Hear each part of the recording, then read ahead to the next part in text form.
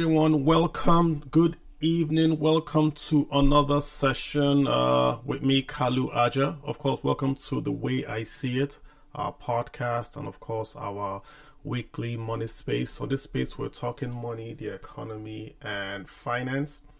And we want to talk around how the economy affects your pocket. That's always our theme. How do these big topics that you hear all week affect you on a personal level? This week we're talking the Naira, right? But we're going to talk about the Naira in a very, very smart way, right? We don't want to talk about exchange rates. We want to just maybe review what the CBN, the Central Bank of Nigeria, has been doing with some moves, right, that we have seen.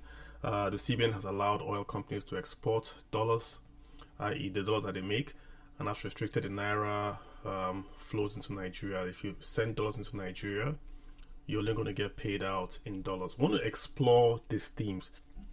We want to understand why the CBN is doing this. And I think in doing that, we're able to perhaps get a better picture of Nigeria's foreign exchange position, Nigeria's trade position, and of course, strategies that Nigeria is pursuing. So that way, you as an investor is able to also position yourselves going forward. Again, we're on YouTube. We're going to share the visuals. I love to share the visuals. I think it makes a good sense so that even if we're on Twitter, you can look at the visuals and you can follow and see the slides that we're sharing. Most of them actually just speak to what we're talking about. So if you're on Twitter or if you're on YouTube, you can actually see the visuals that we are sharing. I think that's just going to allow you to follow real time. And of course, then see what we're talking about, right? I like visuals. So I'm just going to be sharing this tweet right underneath the actual space tweet today. So we're starting off our slide here is Naira Supremacy versus the oil dollar freedom. That's what we're going to talk about today. And like I said, if you haven't been following the news, this past week, the CBN essentially said the oil companies, the international oil companies, are allowed to repatriate 100% of their dollar revenues. In the past, they could repatriate only 50%. Now they're going to repatriate 100%. So what's going on, right, with that? Is it a good thing? Is it a bad thing? We're going to find out as we go along. Also, the CBN then came and said, listen, if you are earning Naira, if you send dollars back to Nigeria, you would only be paid in Naira. Also, is that a good thing? Is that a bad thing? What are the risks? We're going to sort of review those as we go along, right? Okay, so Twitter is on, YouTube is on. Let's get going. So our slide is talking about why is the CBN doing this? It's a confidence sign by the Central Bank of Nigeria that is allowing the international oil companies to take money out of Nigeria. So let's give CBN, the Central Bank of Nigeria, their kudos. If you look at the slide I'm sharing, this is from the CBN governor. I'm quoting you to Yahoo Finance and of course Semaphore. Nigeria's central bank took net reserves. This is net reserves. Net reserves means we have some loans and then we have some earnings. If you net out our foreign reserve position for Nigeria, we went from about 3.99 billion, about $4 billion in 2023, to about 34 billion in 2025. That's over a 772% gain in the last 2 years. So let me say that again, right? And I'm sharing this on Twitter again so you guys can follow. We've gone from about 4 billion in 2023 in net dollar reserves in Nigeria to about 34.8 billion in reserves net in 2025. So CBN grew net reserves by about 772%. That's massive. That's really, really massive. So the CBN is feeling that it has enough net reserves that it can allow the international oil companies take out the dollars that they've earned. Because before this guideline was passed, what it meant was that if you sold oil, if you are, say, ExxonMobil and you sold oil, you sold $1 billion in oil, only $500 could leave Nigeria. 500 million was still in the CBN. So that sort of propped up the reserves. So when you saw the reserves back then, it also captures that only 500 could leave and the rest was back in Nigeria. Now they can take out everything. So what's going to be the effect if they take out everything? Clearly, if they take everything out, the reserves will sort of reduce a bit, right? Because now they can't take out everything if they wanted to. Not saying that they would, but they could now take out 100%. So first of all, kudos to the CBN for just growing the reserves. How Mr. Cardoso done it? By just being more prudent with spending. The past governor was spending a bit too much ways and means. Mr. Cardoso has not done that. So he's kept a lid on the spending. And because he's kept a lid on the spending, you see the results in the net reserves. It goes back to the point we're making, that we make generally, that Nigeria's problem is the spending, not really the revenues. If we can go from 4 billion, I remember when we say we've gone from 4 billion, we've paid off the outstanding obligations to the airlines and to many companies, and yet he's still at 34 billion. So if he didn't pay them off, he would have been at maybe 60 billion, right? But this is net. I'm not picking just the gross, the net position. So big kudos to Mr. Cardoso for doing this. It shows that the issue again is spending. If Mr. Cardoso was the one probably managing the fiscal side, i.e. to say we're going to say yes and no to spending, perhaps will not be in sort of the debt mess that we find ourselves today. So that's a good point for us to make that. Listen, the issue is that the CBN feels emboldened because it has reduced spending enough that it's able to then say, yes, if you're an international oil company, you can take out money. But what is now, and that's basically what we've shared. So if you look at this next slide that we've shared on YouTube and of course Twitter, the CBN has then said, yes, you can take out 100%. In the past, it was 50%. So reserves have grown. And because reserves have grown, the CBN is saying that, yes, if you have revenues, you can take them and you can go back to your country. So, again, positive and very, very, it's a move that strengthens that the CBN is confident enough to allow sales to leave Nigeria without being too worried that this sales leaving Nigeria, oil sales leaving Nigeria, would have a negative effect. Yes, there'll be the revenues, the reserves would fall, but the CBN is being very, very confident in allowing this to happen. Let's look at the flip side. And again, guys, I'm just going to do a quick introduction. And this is just me. Maybe I'll talk about 15 minutes. And if you want to speak, you have a comment, just hop right in and request to speak. And I'll ask you to speak. But I'm just going to be done in about 15 minutes. And then, of course, everyone can have a say. So what's the flip side? The flip side to this announcement is that if you are a Nigerian or if someone sends you money from abroad, you have to receive those funds in Naira, no longer dollars. I think it was under Mr. Emefiele, I think it was 2002 when we passed this the dollar policy that says if you send dollars to Nigeria, the CBN itself put out a circular that says the companies or the banks or the international money transfer organizations must give you dollars. They did that because they wanted dollars to come to Nigeria.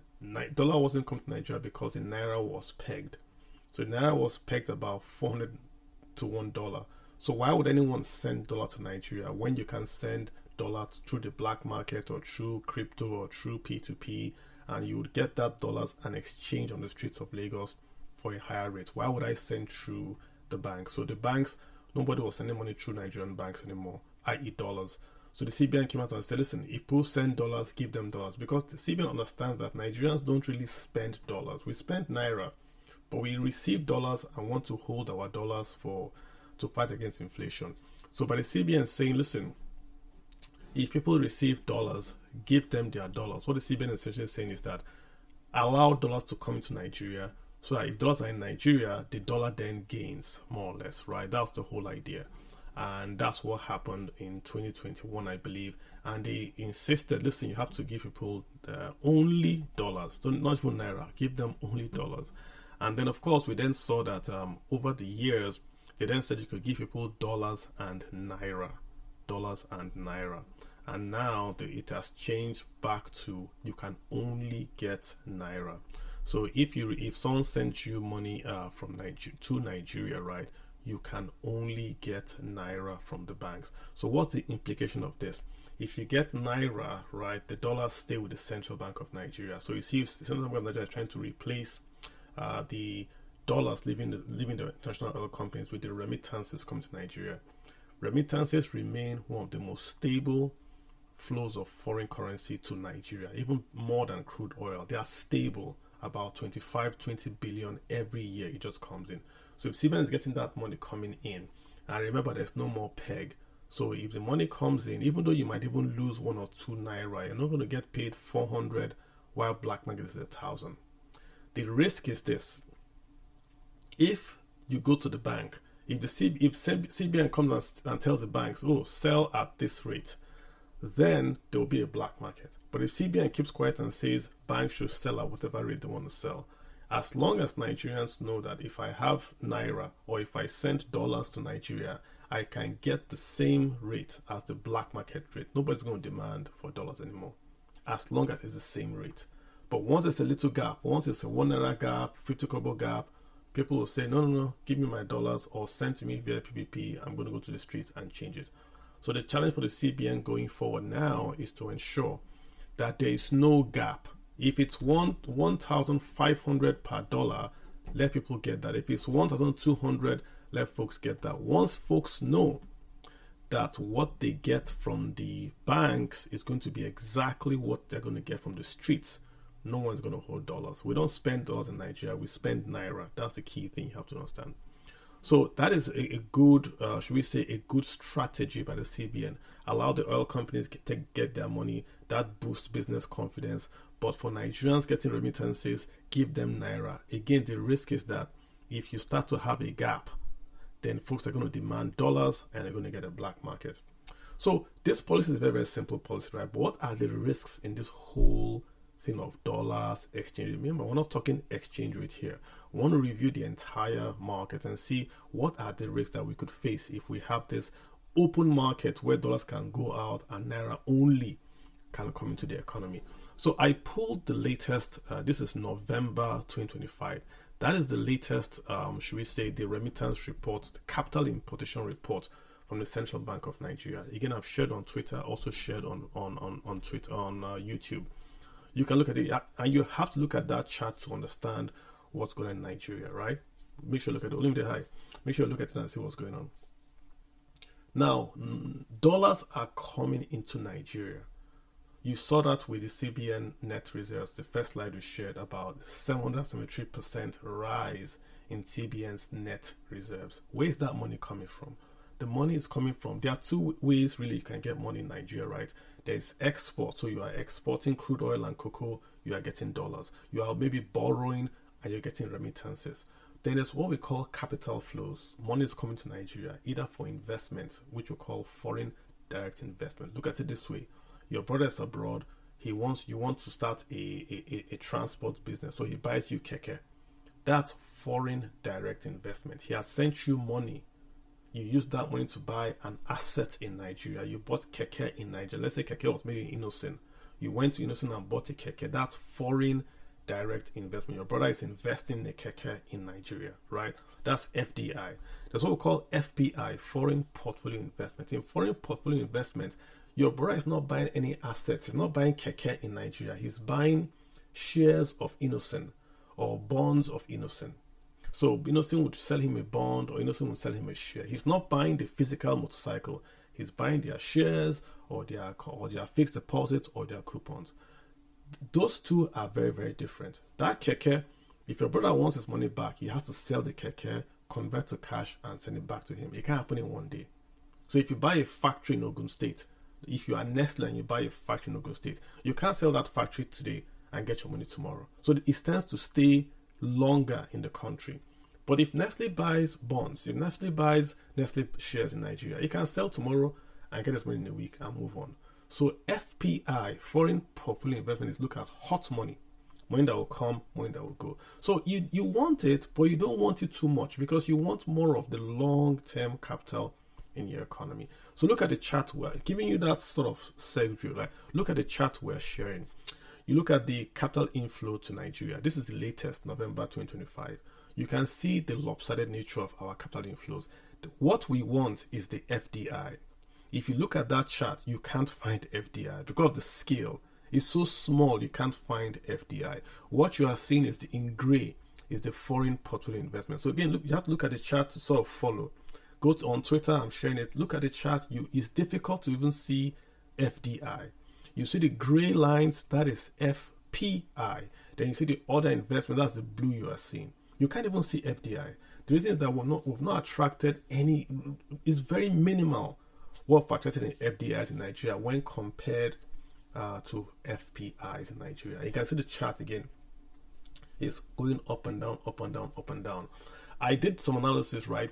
If you look at Nigeria from 2023, again, not being political, just giving you data. If you look at Nigeria from 2023, the highest FDI we have gotten from 2023 to date is not up to the lowest FDI we have gotten from 1999 till 2023. And this is in an economy where we have, we're supposed to be, we're out there looking for investment with a very, very business-friendly president. So the lowest FDI from 1999 till 2003, we've not gotten there from 2023 till date. That's FDI. But FPI, so we're getting more money, but that money is short-term investments in bonds, loans, and all that kind of stuff. And if you look at it, I also give you the breakdown. 64% is going to the banking sector. So the banks are doing recapitalization, money is flowing to the banks. 64% of this FDI. First of all, FPI is 84% of what's coming to Nigeria. FPI, 82%. From that 82%, 62% going to banks. Financing, 24%. Manufacturing is 3%. Telecom, 2%. Trading, 1%. Equity, 1%. Olumide is shocked. Equity is 1%. So folks coming to buy shares in Nigeria is just 1%, right? So the bulk of the funds are going to the banking sector. That's why you see the banks have a lot of money, right? Banking sector. And so where's the money coming from? 52% is coming from the UK. 11% from Mauritius. Mauritius is an offshore place, so we really don't know where that's coming from. Mauritius, right? And then you can see US is 10%. So what's going on is that money is coming in, but that money is short-term money that they are chasing yields. And we're going to talk about yields in the slide. They are chasing yields. So that's why money is coming in there, right? They're not investing in the economy. They're not buying keke. They're not buying this. They're not buying that. Just short-term, they are chasing yields. So the money is coming to the banks, to the investment. The manufacturing guys, the Dangote is 3%. The Airtel, 2%. Trading, 1%. Equity, 1%. So it's a big problem there for us, right? Big problem here for us. Let's go on. We're going to go very, very quick. Then we'll go Olumide in here to give us an analysis of what I've said, yeah? So let's look at the next slide. Let's talk about the Naira. Because when we now talk about the FPI, the CBN's foreign net reserves, what has been the effect on the Naira? Many of you are here to say, should I buy dollars? Should I hold dollars? Let's look at what the past has shown us regarding the dollar. Again, I'm sharing on Twitter and on YouTube. Try to look at the visuals. Visuals really help you to really flow this stuff, right? If you look at the Naira in 1 month, this is not the dollar. In 1 month, the dollar has gained 1.54%. This means the Naira has fallen. So in the last 1 month, the Naira has fallen, dollar has gained 1.54. Why? Because the Iranian war. A war has come, people want safety, so the people have run back to the US dollar. So they are selling Naira, running back to the US dollar. Before now, we saw President Trump saying he wants a weak dollar. Because he wants a weak dollar, you've seen the Naira gain. Look at the other charts I've shared with you. For 1 year, when was Trump elected? Look at the 1 year chart vis-a-vis dollar and Naira. The dollar has fallen 9.73 against the Naira. Look at the chart. When was Trump re-elected? Well, look at the Naira returns on the chart right here. So if you look at the trend, is always your friend. The trend has been the Naira has been gaining as the US dollar has been weakening. Is the Naira gaining or is the dollar weakening? That's your argument. Which is happening more? What is the driver? We see visually the dollar is losing value if you look at it over a year. But is the dollar losing value because the dollar is falling or because the Naira is gaining? That's your question, right? The trend is showing that something must have happened a year ago. And this year ago, we then saw Naira fall. Many things happened. Naira was also decoupled. It wasn't pegged a year ago. But look at when we've gone back to status quo, there's a war, uncertainty, everybody has gone back to a dollar. Before that war, everybody was in Naira. So keep that in contemplation that this is what's going on in reality. This is not that, this is reality. And I wanted to share this next slide with you to show you what has happened to the Naira vis-a-vis the dollar over 10 years. So you hear me say on Twitter sometimes, keep your dollars close, keep your dollars close. Is there any data supporting that? Look at this next chart. 10 years ago, if you held dollars 10 years ago, you didn't convert, you did nothing.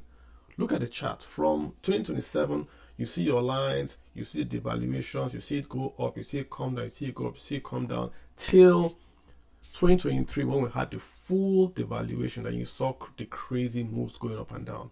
But your dollar return would have been 594% if you kept your dollar the way it was in 17. Again, Olumide is going to argue and say we can't keep dollars for 10 years, but that's not the point.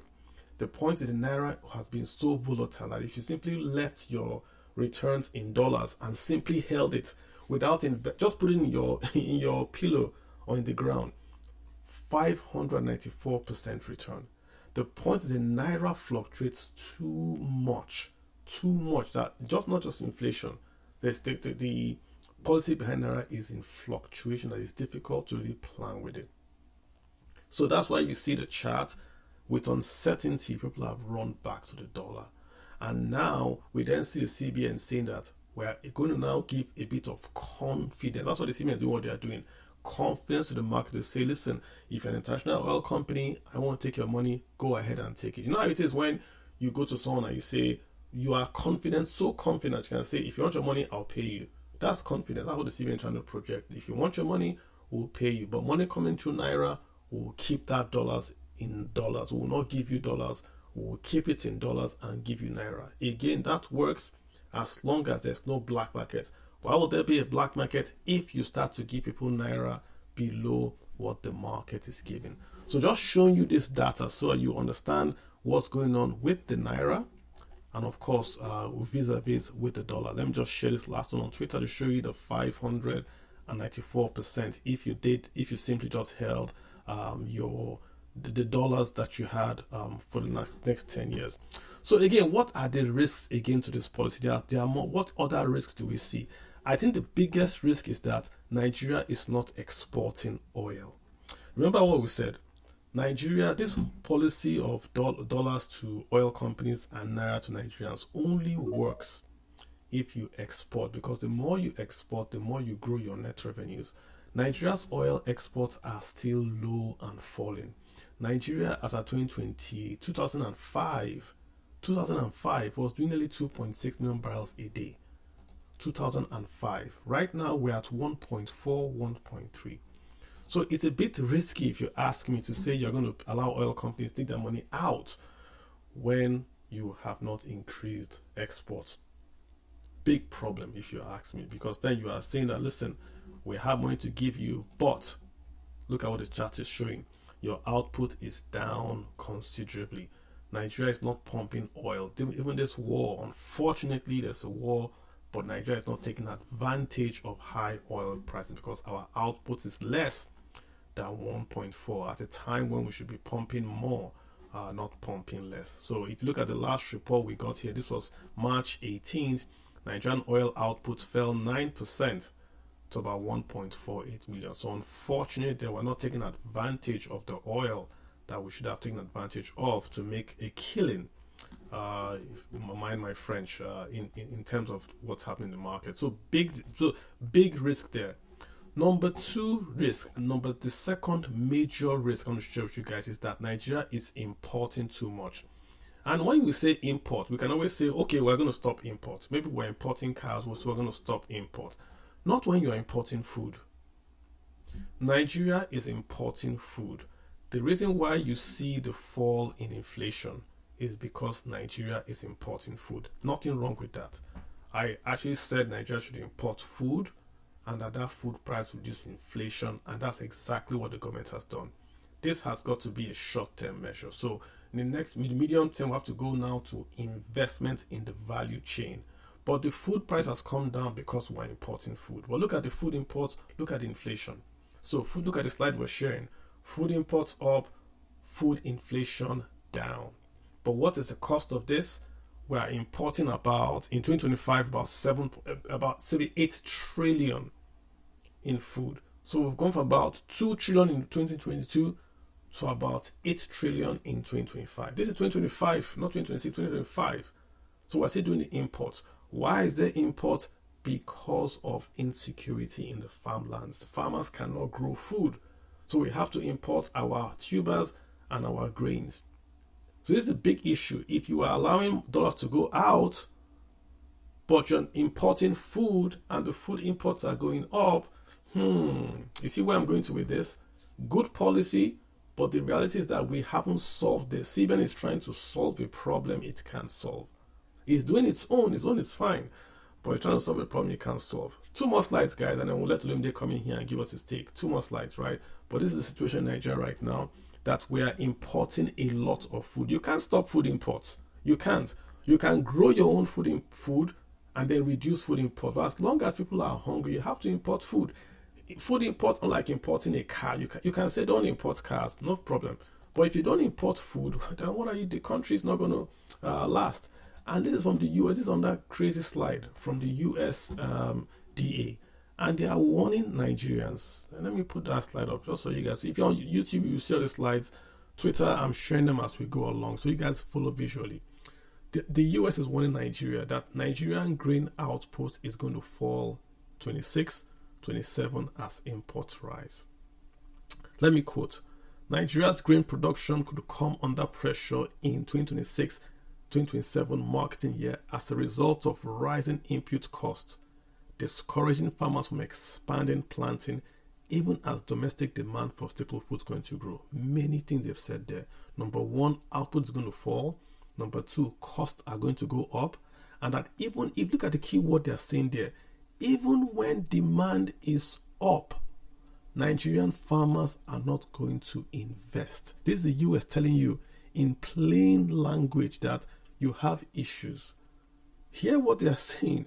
This is not economics. They are saying that even when the output or the demand for food in Nigeria is up, Nigerian farmers are not going to plant food because the cost of planting food is more than the returns they're going to make. It's right there, black and white. I didn't say it. I'm quoting the USDA.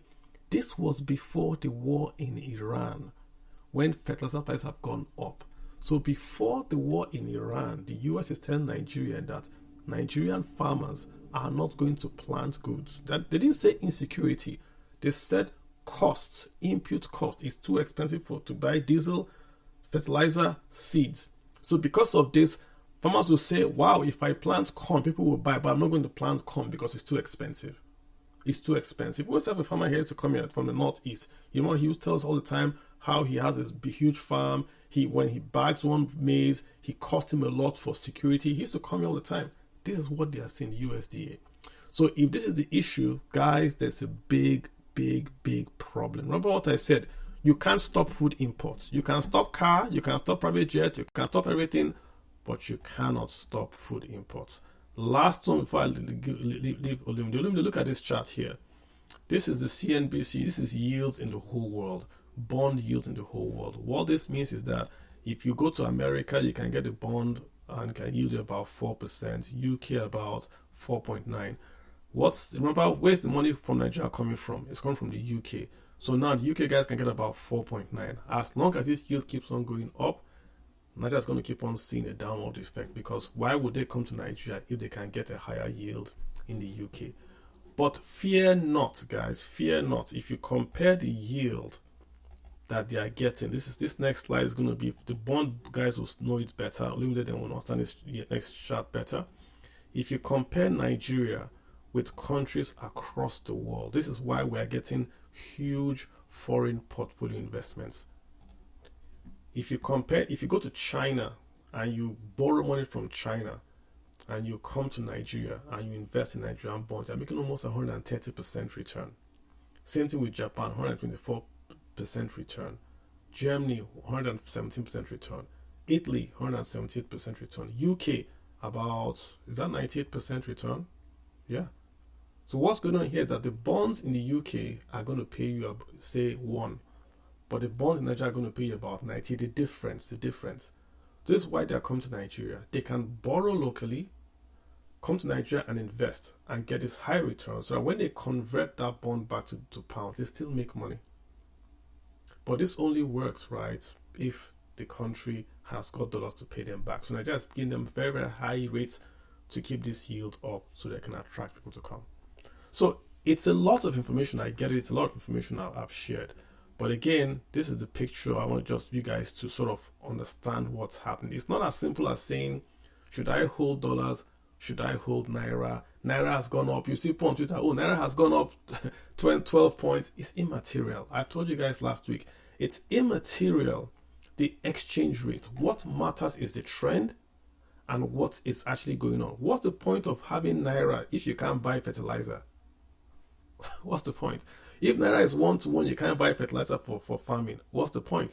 But if dollar is losing value, but you can use dollar and buy fertilizer, then the utility is more than the exchange rate. So we are focusing too much on the exchange rate and not on the utility of the currency. If you have currency and it's giving you 1,000% return, but you can't get that currency to China and import goods and services, what's the point? Olimide, thanks for hanging out there. Guys, Olimide is going to speak. If you want to speak, please request to speak and I'll just add you. But Olimide, we've shared a lot, right? What's on your mind? Why are you picking up? What are you picking up on this? What's on your mind, really, that you want to talk to us about? Yeah, thank you, Carl. Good evening, everyone. The things that don't know me, I'm basically a financial market writer. I cover markets from local perspective, Nigeria to the global spectrum.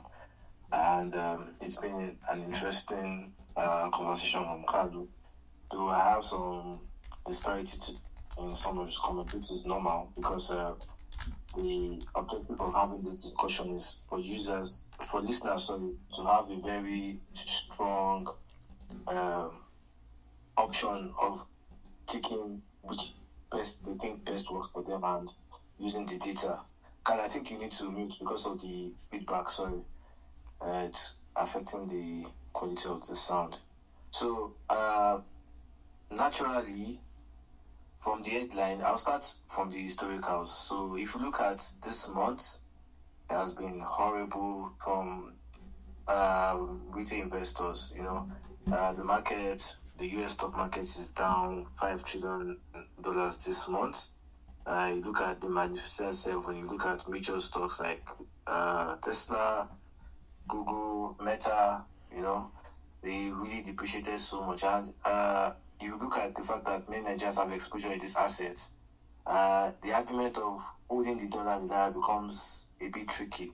Now, I understand what Carl was saying, that it's been the standard. If you look at the inception of the naira to the US dollar, the naira has always lost value, so it's no brainer to say that the dollar usually heads out to the long term. But this is a problem for the average Nigerian. The holding capacity of the average Nigerian is thin because disposable income is weak.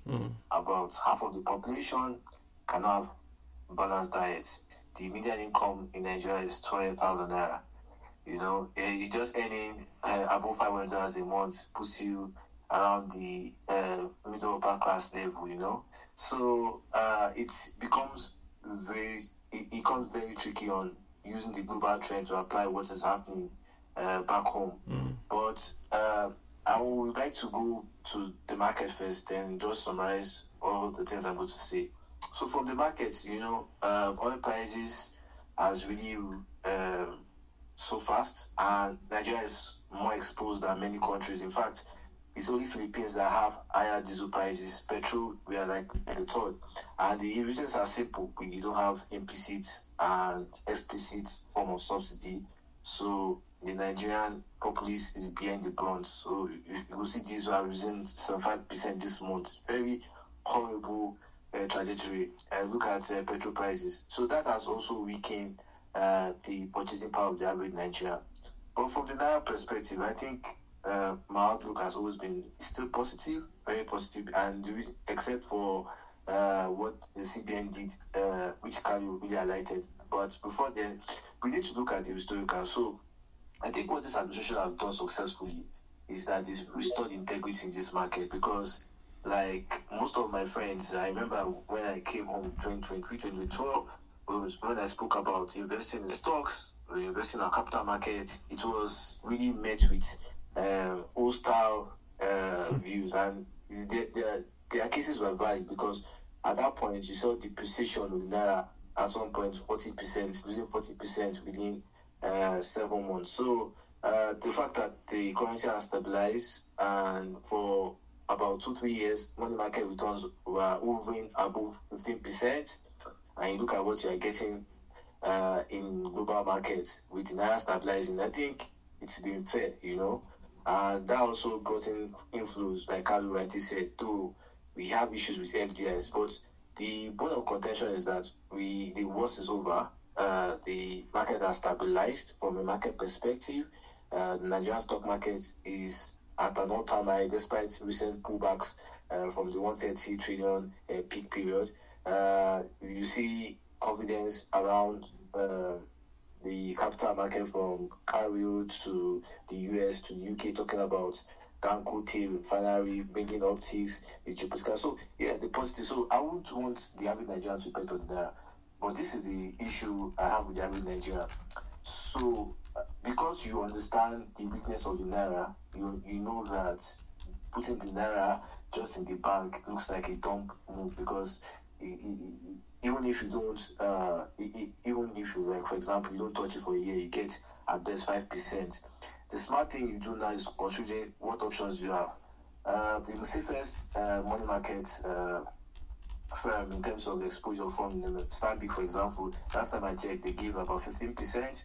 Some firms gives as high as 18 to 19%. So people need to understand that right now the opportunity is information. Where are you keeping your idle cash? And the fact that companies are going to list, Dangote has said is going to list this year. Definitely, we're expecting some upsides in that asset class based on the historicals, of how Dangote has moved his IPOs. Then you look at other fundamentals. The election is coming in. The political party looks like, the ruling party looks like they're going to consolidate power. We've seen so many defections among the governorship. So we are not expecting an uproar or destabilization in the market so soon. However, we have short-term concerns. Carlo really highlighted the short-term concerns. First, Nigeria has tipping oil production. Consumption on the micro level is horrible, very horrible. The middle class is disjointed, Wealth has been demonstrated as record not seen, since MAMSA before IBB, So that really is a red flag for this administration. You also need to look at the fact that the recent reform by the CBN, where I think it was overambitious because we're looking at the fact that FPIs now tend to be taking a cool off Nigerian market despite recent trend that shows uptick in our treasury bills purchases. And that's pretty much because, like Carlo rightly said, if you look at the US 10 yield, it's what we look to gauge market sentiment from the bond market, which is the world's most important market. At some point, it looked like it was going to go 5%. And that's a really trigger sign for recession because the bond market is even more important than the stock market. And the fact that we are not far from the 5% tells you that you should be worried. So, in the short term, it looks like things are not so rosy because we've not maximized the oil earnings, Bonnie Lights. I was tracking Bonnie Light for so many. If you read my stories on Metrics, I wrote so much on Bonnie Light, and the reason was because from the beginning of the war, I expected that Bonnie Light would easily break over the $100 mark, and indeed, and at some point it looked like it was going to break above the 120 before pulling back. So, and you know that Dangote buys a percentage of Nigerian crude. I understand when people were trying to look at the spread between the crude and refined products. They've forgotten that he also pays a premium middleman. And Dangote has traders in the UK that helps him hedge all this risk. So I think the margins are not as high as what the market is saying and what people on social media are saying. But the truth of the matter is that Nigerians definitely will bear the brunt. So crude oil prices that almost double the price of what the federal government allocated in the federal government budget is not so exciting because a percentage of that production goes to debt obligation. We are not producing as much as we should. Some of the proportion goes to Dangote also. Dangote also has to buy imports. In fact, CBN data showed that Dangote spent almost $4 billion on importation of crude. So that also increased demand for FX, So while we're excited by the removal of subsidy, Nigeria's richest man was more focused on bringing imported crude. So finally, I think my own case is that holding the Naira or holding the dollar. Now, this is how I end the case. Look at the dollar index. Now, the dollar index is what I use to gauge the dollar strength naturally because it's what you use to weigh against 6 major currencies like the British pound, the euro, the Swedish krona. And if you look at how it has been, the dollar has been on a decline. Even if you add the ongoing war where you see the price of dollar coming up, or the advent of the fact that they're going to have a hawkish Fed after Powell leaves office in May, you see an upside. But recently, the dollar has been weak. And Donald Trump, yes, you could argue he wants a weak dollar, but the credibility of the dollar under President Trump has been eroded by his geopolitical standings among his allies, market integrity, different things. So the US is not commanding, does not have that commanding optics like they had, and that's like I pretty mentioned the different scenarios around the market. But what it means for you is that the US dollar index and the Nigeria Naira has been disjointed relatively. And the distortion is because at some point the Naira was so depressed that there was no interaction with the foreign market. Because if you look at 2023, for example, when the US dollar index was on a decline, the Naira also was on a decline. If you look at 2024, when the Naira started gaining momentum, the dollar started picking up. So what I'm trying to make you guys understand is that, you could look at the correlation from a single point of view, but if you look at it from a global perspective, the Naira and the dollar don't really have that relationship as well. That's why I tell people that the relationship between Naira and dollar, it's not as simple as ABC. It's not a vanilla relationship because when you compare with major currencies around the world, you get the picture. So the dollar is strengthening. The Naira still looks like it's not. The Naira now has been relatively stable, though that's lost the 3,000 support. It's looking like it's going to stabilize between 1,350 to 1,450 this month, next month. So, sorry, to round everything up, I think from the retail perspective, what they really need to look at is how best would they make their Naira the bulk. Because, Kalu, we can say all the beautiful macros and criticize some of the problems facing it. But to with Nigeria, I think they're more concerned about the high cost of gasoline, which is petrol, the fact that disposable income has been eroded, the government is not really supporting, which I really have a problem with that because even where I am, I can see what the government is doing for people earning below minimum wage. I can see, so I'm so disappointed in the fact that, the president has done a good job in stabilizing the macros, bringing the market integrity and amplifying marketing. But, this doesn't translate to the average Nigerian, and that often leads to why some people on social media are very angry. Yeah, let me just good summary, right? Let me just bring it back to this idea of food, right? Today I saw a report from Nairametrics, crate of egg going for 6,800. 6,800. So I pulled up, there was this ICRG, just not arena. There's this report that was done by these guys that do ICIR, this Institute of Investigative Research, Crate of egg in 2022 was 2,200. Crate of egg in 2023 was 3,000. People are saying on Twitter it's 5,000, 6,000, 7,000. Nairametrics 8,005. So when you have a situation where food price is just consistently going up, inflation they say is coming down, but food prices are going up, and food prices in Nigeria are priced in Naira. That sort of tells people that, listen, instead of holding Naira, I should hold dollars, then change and buy food and just keep it in Naira. Because if you put money in the bank, if you put 2,000 in the bank, would they give you 8,000 Naira? You put the 2,000 in 2022, you won't get 8,000 in 2026. Yeah, but I want to change that narrative, because like what you're trying to say is that they should speculate.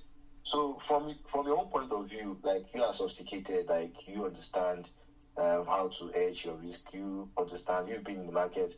I don't have a problem with you.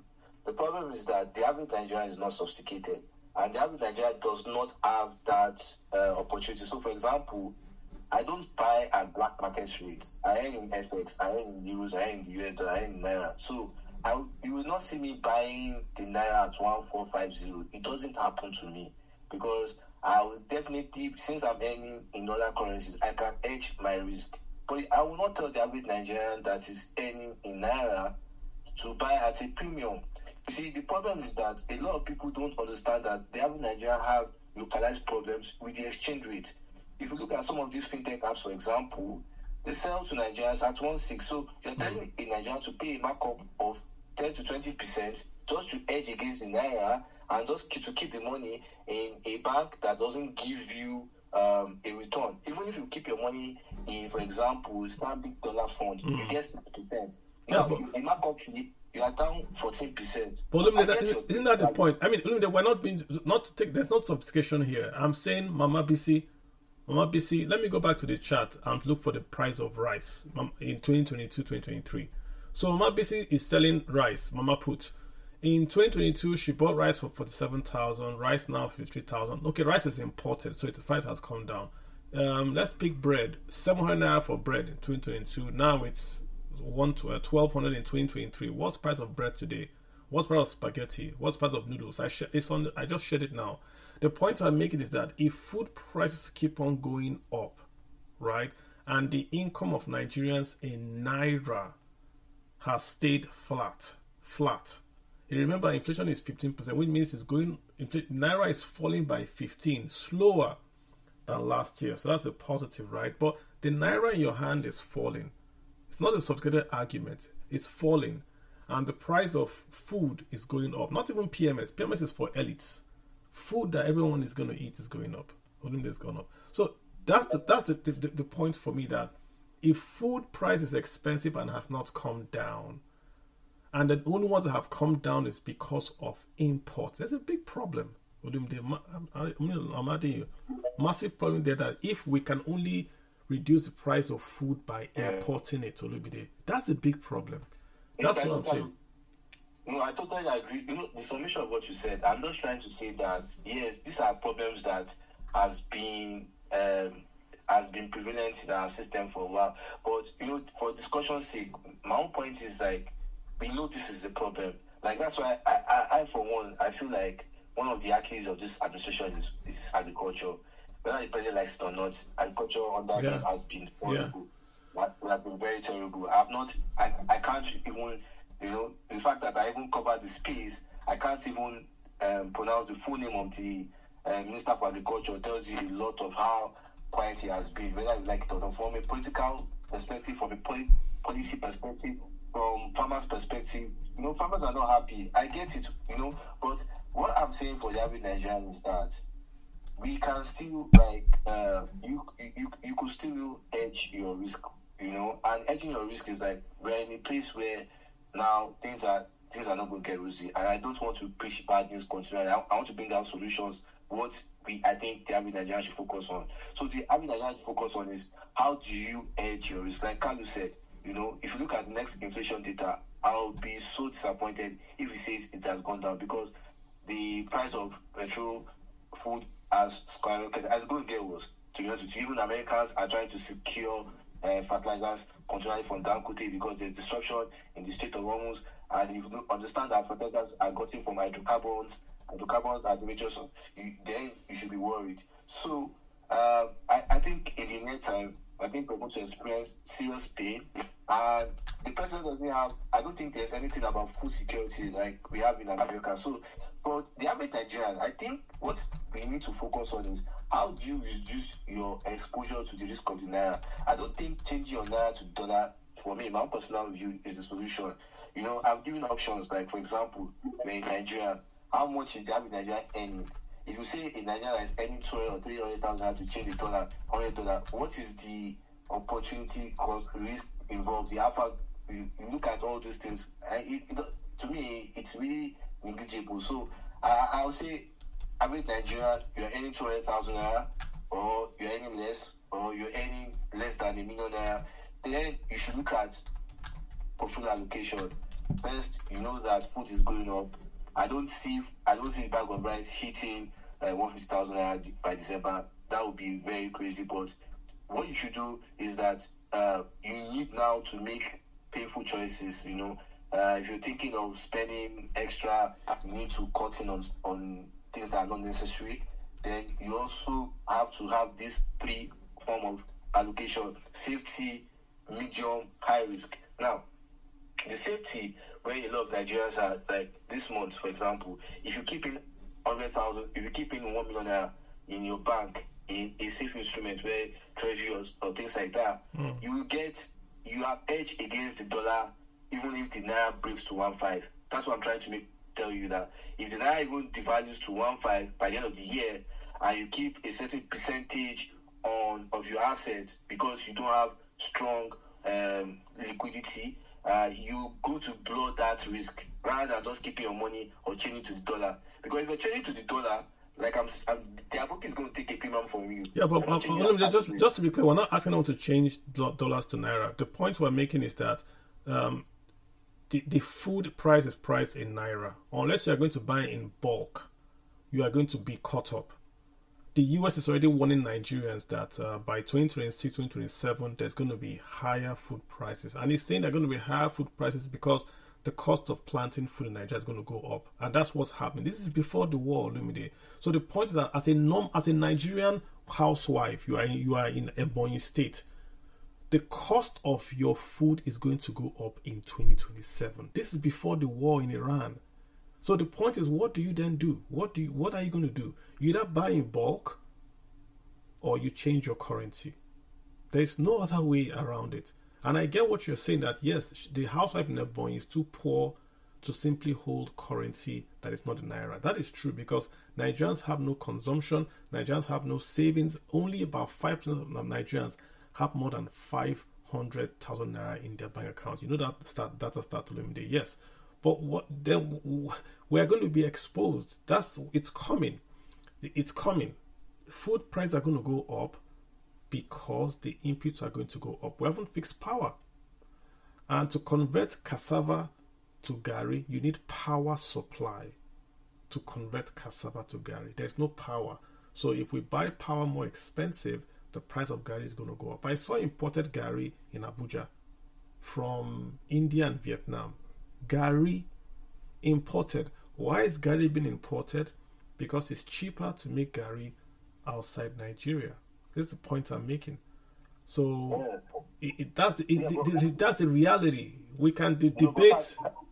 Another thing again is that we have a supply chain problem. You know, this thing you mentioned really touched me, because for me, like example, when I go to African restaurants in many European stores, I see Ghanaian gari, I see Togolese gari, and Nigerians, we are more in numbers relatively, particularly if you look at in the UK or in the US than many of these French-speaking African countries. And we don't see, the only thing I've seen made in Nigeria is Malta Guinness, and it's the bottled one. You know, that's the only made in Nigeria thing I've seen. Even as banana, Ghana, banana, in France, this is a a French colony, so sorry, an English speaking country. So it's not because we can't do. I think we have a supply chain problem.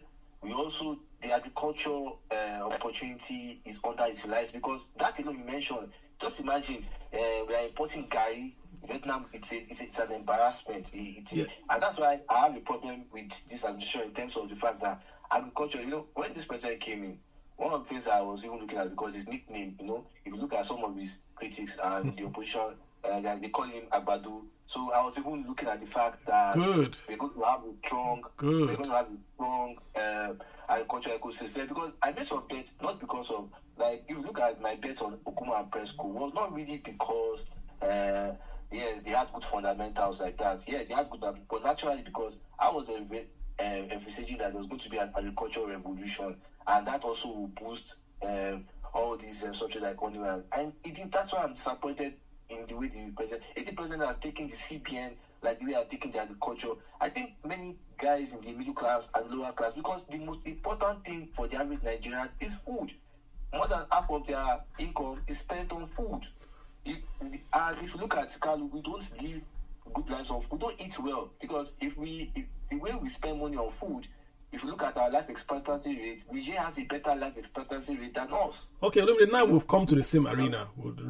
So if we both agree that the costs are going to go up, especially food, how do we know a poor country and a rich country? What's the only metric that works to know if a country is poor and a country is rich? Is to look at how much the population spends on food. Good. So if food price is going to go up, and we know this, right?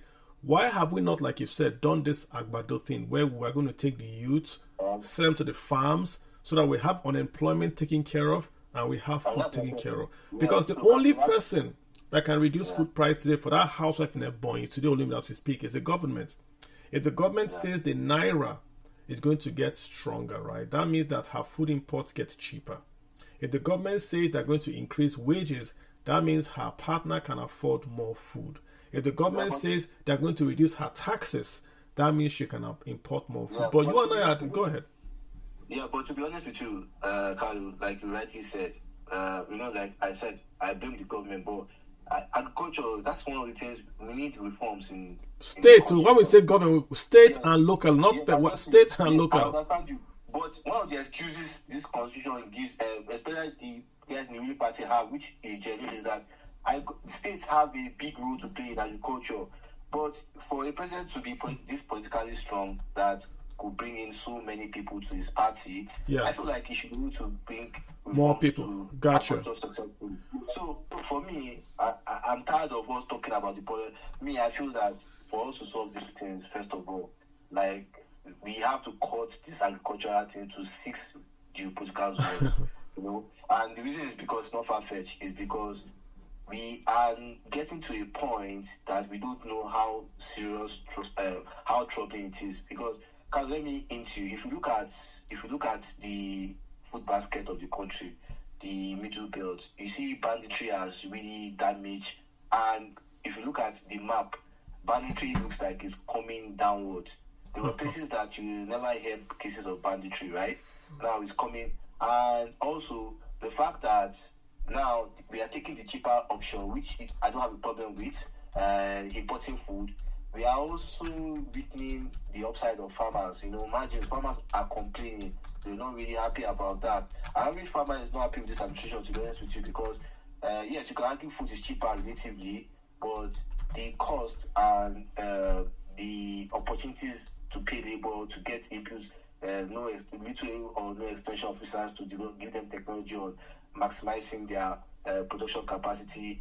These are problems that I think the administration need to face. So I think if the president is going to focus on the second term, because I don't see him losing naturally, but he's going to focus on the second term. There are two things I'll tell you that history will not forget him: electricity and agriculture. He has to fix those two, because this crisis in Iran, God help us, if it goes for another month, for example, and oil prices stay, petrol prices stay, we might experience things that, God forbid, we never expect, because people can, let me give you an hint. Go on, you see, apart from, because I write a lot, so I don't just look at Twitter. I try to get the vibes on the street. What is really happening to the average Nigerian.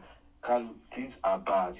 And you know what AI is doing now? Even AI has damaged jobs abroad. So immigrants that are sending money, like it's not like before again. So the truth of the matter is that when the populace is unhappy, there are no jobs, disposable income is weak, and people are seeing other people making money on social media, people living life, particularly among the elites, then it becomes a problem. Okay, we're going to get to folks to hop in and speak, but let me give you a last data point for those listening. Let me give you a data point Lumida has highlighted between inflation, food, and insecurity. If you look at all the regions in Nigeria, there are 6 regions in Nigeria. 6. The region that has the lowest inflation is the region that has the lowest insecurity and has the lowest food inflation. Let me say it again. The lower your food inflation is, the lower your inflation is, the lower your insecurity is. Now, is it causation, correlation? I don't want to go there. But the regions that have got the highest inflation in Nigeria are in the north. The northeast, north central, northwest. They have the highest inflation, they have the highest food inflation, and then they have the highest insecurity. The region with the lowest inflation in Nigeria is the southeast region, lowest headline inflation, lowest food inflation. You see what's going on? The food basket of Nigeria has insecurity. Hence, food prices have gone up in that region, then inflation has gone up in that region. But the states that are the not food basket, that are import-driven states, have got lower inflation, lower food inflation, and lower insecurity. So inflation in Nigeria is now tagging insecurity, not just monetary. The state that is called itself the food basket of Nigeria has high inflation, high food inflation, and high insecurity. Normally, policymakers should look at this thing I just said now and say, okay, so to address inflation, we have to address insecurity, which would then bring down food inflation. CBN is doing its work. I'm not faulting CBN. But if you take monetary policy rates to zero, there will still be inflation in Nigeria. So if you don't print any Naira, you don't spend any Naira, you will not remove inflation in Nigeria because it is driven by the lack of food. In the food baskets, where Nigeria gets its tubers and its grains from, are under insecurity. That has driven inflation, which has driven food inflation. That's a crazy stat I've given to you. Crazy stat. Google it and I'll share it on Twitter before this space is up. This whole chat I've shared to you. Oxley, please go ahead. Thanks for waiting. Let's see hear what Oxley and Zaki have to say, and maybe we'll come back. Oxley Tech, please go ahead. Yes, thank you, Carlo. You can hear me, right? Yes, I can. Please, sir. Go ahead. All right. So I just wanted us to take this discussion a little bit from another perspective. I just wanted to speak a little more on inflation. Now, I think that the government or the Nigerian Bureau of Statistics are rigging this inflation because it doesn't appear as though that they are reflecting what is on the ground, what is happening on the ground. And here is my reason.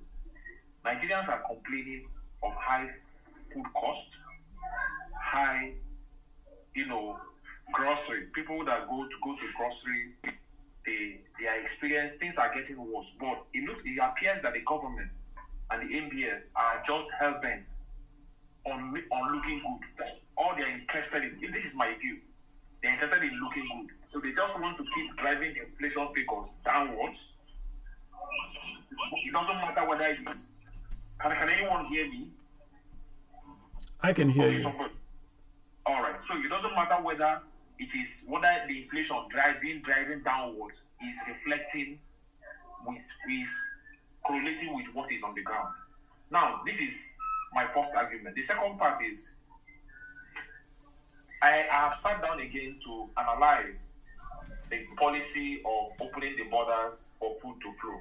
I remember when that happened sometime early last year or so, we were all like, oh, just open the border, let the food come in so that it will drive down the distance. Now, I'm thinking, it looks like we have gotten to the saturation point of that policy, because that policy doesn't seem to be working anymore. It looks like, yes, it worked in the early days and weeks, but as of today, if the border is still open and food is still coming in, destroying the local producers and the local farmers' produce, in terms of pricing. So why are we still having high food costs? I'm trying to correlate that. I'm like, what is actually going on here? Have we sat down to analyze or to look at the impact of that policy, whether there has been the benefit has been there, or maybe we've gotten to the peak. I think Oxley have the insecurity has not gone down. I mean, if you look at what we shared in the slides, when there's insecurity, farmers can't go to the farm. So if there's no farming, then you have to import food. It's just 1 plus 1. Yeah. I agree with the importation, but now I'm now saying, why is inflation still happening, particularly in the food side, despite the open borders? Because because we can't really import everything. We've spent. Let me give you the figures. 2022, we are importing 2.86 trillion. 2025, we are importing 7.65 trillion in naira. So we've gone from about 2.8 to 7.6 trillion in importing food in just how many years? 4 years. So how much can we go? Population has not stopped. We are still having babies. We are still about 2.9% population growth in Nigeria.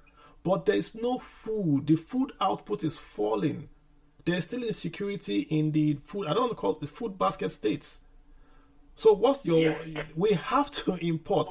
Nobody likes import, but I'm saying we have to import. Otherwise, inflation gets to 30%. I agree. So what I'm saying is, what has been the impact of that importation on the food prices on the ground? It has reduced the food price. The food prices have come down quite a bit in Nigeria, because without the imports, it would have been 100 times worse. Rice price came down. Because you can look, it's not where it should be. Yeah, so it has come down, and that is from import. So it's like, if we don't import, that's when you see the effect. Right now, because we're importing, we're not seeing the worst effects. I can get bread will be 2,000 naira if there's no import. I can get bread because we're importing the wheat flour. If you remember, it was a long time ago, a US ship came with wheat. It was a big event. A ship came with wheat from the US at the port. The US ambassador went there and all that. They were all there. Remember, there was a time a ship docked here. If you go with it. So Carlo, my question here now is, why are things even getting harder? Because we have to. Are you saying that the deflation or the people that are crying is not because of food? No. Of other things. What I'm saying is that your naira is weakening. So if you imported food in 2024, you are going to start at a higher price today, because the supply has still not met demand. You can't import your way out of a food crisis. That's what I'm saying as well. The point is, you've got to have organic food output to feed Nigerians. Imports is a stopgap. You can't use Band-Aid for cancer. You get what I'm saying?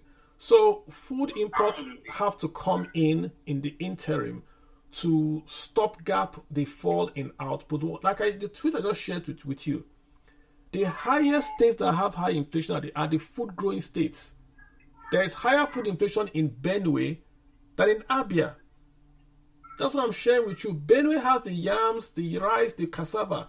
Abia is more or less they don't have the agriculture. Yeah, but Abia has a lower inflation and lower food inflation than Benue. The southeast has a lower inflation than the north central. The north central grows the food in Nigeria. The southeast does not grow the food crops in Nigeria. They grow cassava, but that's Gary. But it's grown more in the central. But the southeast has a lower inflation than the North Central. Why? Because North Central has the highest insecurity. If you go all the way from Kwara, Kogi, Benue, you see that issue there. And that's what's going on, sir. It's not just inflation has left CBN. It's now with the Nigerian army. If the Nigerian army cannot bring insecurity, we're not going to have cheaper food in Nigeria. That's where I'm going to. So, Carlo, the question I will leave you with is: do you sincerely, maybe you and Olumide, do you sincerely believe that the inflation in Nigeria is in reality is 15%? I don't think it's 15%, but I think it's falling because food prices have come down. So I would say the trend from the NBS is correct. If you bring in food, inflation price will go down because food is about 40% of your consumer price index. So if there's more food coming in, food price will go down. So that trend is true. If it's 15 or 14, I don't think Nigerians care what the number is. Now, what Nigerians care is that when they go to the market, they don't want to buy egg for 6,500. That's what Nigerians don't want to do. So how do you correlate 15% to 6,800? I have not seen any non-imported food go down in Nigeria. Eggs are not imported. Yes. So, Carlo, Oxlade, I'm not the government. You've asked a question in many ways. But I've answered you. So I'm not sure what answer I want to get. So where I will leave it is less than 2 years ago, inflation was 34%. It went down by half, by more than half. Why are Nigerians still complaining? Yeah, because the food output that we're importing something came down by half, and there are still noise everywhere. There are many things that happen. Number one, we changed the way we calculate inflation. So in the past, we calculated 51% of inflation was driven by food. 51% of the CPI was food methodology, food calculation. We changed the methodology to say we're only going to count 40% in the consumer price index. So first of all, the fall in food you've seen, the fall in inflation, is backed up by a methodology change, number one, not just a full output change. So if inflation went down from 38 to 15, in that fall is a change of methodology, not just food imports as well. Keep that in mind. But the point I'm making is that because you import, overall food price is going to come down. But how much? If we don't see mama put price going down, then we really can't say inflation is going down. We have to see it in our day-to-day lives. I'm agreeing with you. But you're not saying anything new. People don't care if inflation rate is 38 or 15. What people care is that when they go and buy food, the price of that food has got to come down. Inflation falling does not mean the price of food has come down. It simply means that the rise in the food price has reduced. If you go and buy rice today, inflation going down does not mean the cost of rice will come down. No, it means that the cost of the increase in price of rice has gone down. That's what it means, Oxley. So that's how I'll put it that way. I don't know if we can leave it like that. Yeah? Okay, fantastic. Let's get Zaki and I get Dr. Obiere. Zaki, please go ahead real quick before I get Dr. Obi to speak. Zaki, what's up? Zaki is not there. Dr. Obiere, how are you doing, sir? Sorry, I'm here. Zaki is here. Oh, Zaki, go ahead. Yeah. Yeah, I actually enjoyed the engagement. I'll introduce myself as a farmer in Taraba currently, and I understand the numbers and the statements you have given, but I can tell you that I am feeling the impact as it is.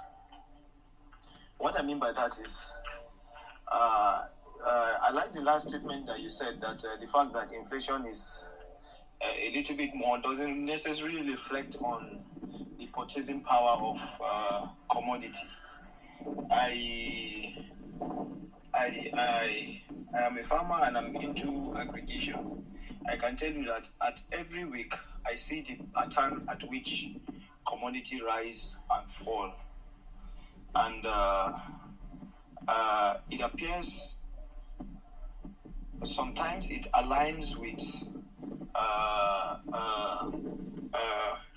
with the inflation figures based on that's in other words contradicting what you just said, Mr. Kalu, and sometimes it's disaligned. So I am left in dark. Sometimes you wouldn't necessarily get it because I am a keen follower of yourself and Olumide and other economists as well. And then I find out that with what I'm seeing on ground, there's disparity. But thankfully for such a medium where you can listen and share idea. So I don't know if there's any school of thought or any law that covers where it doesn't necessarily align with the inflation. Can you be more specific? Okay. I understand. Someone said the last speaker said prices are rising. No, prices are not rising, sir. And then Mr. Kalu, you initially said prices will eventually rise. I can tell you that no, they will not rise. For the foreseeable future, prices will not likely rise. Maybe it will meet the next rainy season. And once the next rainy season comes, the new farming season kicks in, and then the new harvest begins, the prices will be kept the same, in the same brackets of prevailing prices. So I don't necessarily see prices rising. I would not necessarily agree because we have commodity on ground. The market wants it, but yet nobody is taking it. Let me pause you. So you have an echo. I'm going to mute you. Okay. So this is one thing that we always talk about in Nigeria, right, Saki? If you go to, I've been to Sokoto, there were onions everywhere, right? I went to Benue, there were yams everywhere. If you go to my village, there's cassava everywhere. The problem is not the harvest. The problem is to get that yam, onion, and cassava from the village to the cities of Lagos, Port Harcourt, Abuja. What you're describing is that you have a bountiful harvest in that where you are, but you need diesel on a truck to get that from where it is to the market. You need diesel to process that cassava or that yam or that whatever you have where you are, so it doesn't rot after the dry season, after the harvest season. If you go on any express road in Nigeria, what do you see? You see market women drying produce on the highway because they have no dryers, they have no post-harvest processing of harvest. That's why we have corn season. After corn season, we don't see any corn till next corn season.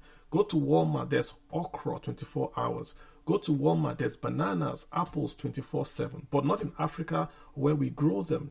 So the issue is not the harvest in your own location, but the fact that we cannot process that harvest, store it, cold chain it, and logistically distribute it at efficiency across the states of Nigeria. We have no railways going east to west in Nigeria, none. So if you have a lot of yams in Benue, what are you going to do with the yams in Benue if diesel is nearly how much per liter? How do you do it, Zaki? That's the problem. There's yam in Benue, isn't there? There's onion in Jigawa. But go to mile 12. What is the price of onion in mile 12 in Lagos? Very expensive. The issue is not the harvest per se, Zaki, but the ability to distribute, store, keep it for 6 months after harvest without rotting. How much food do we lose by food losses, Zaki? Do you want to come back on that, Zaki? Yeah, I absolutely agree with you. Really is the cost of transportation from point A to B, which I agree, but it's not solely on that, sir. There are other commodities in the event, in the case of, let's say, maize or soya beans, where you can get in Taraba or all across the northern region. But yet, if you went to Kaduna, if you went to Taraba, if you went to Gombe, you would see that there is, of course, there's been that everything is, the old format is, or the current format is anything close to the southwest or the southeast is usually cheaper. That is why it is easier to transport maize, the price of maize in, let's say, Suleja will be typically more expensive than that you find in Kano, because you are heading already to the southwest or the southeast. That being said, I don't think, sir, that factor is solely determining by the price of the cost of transportation.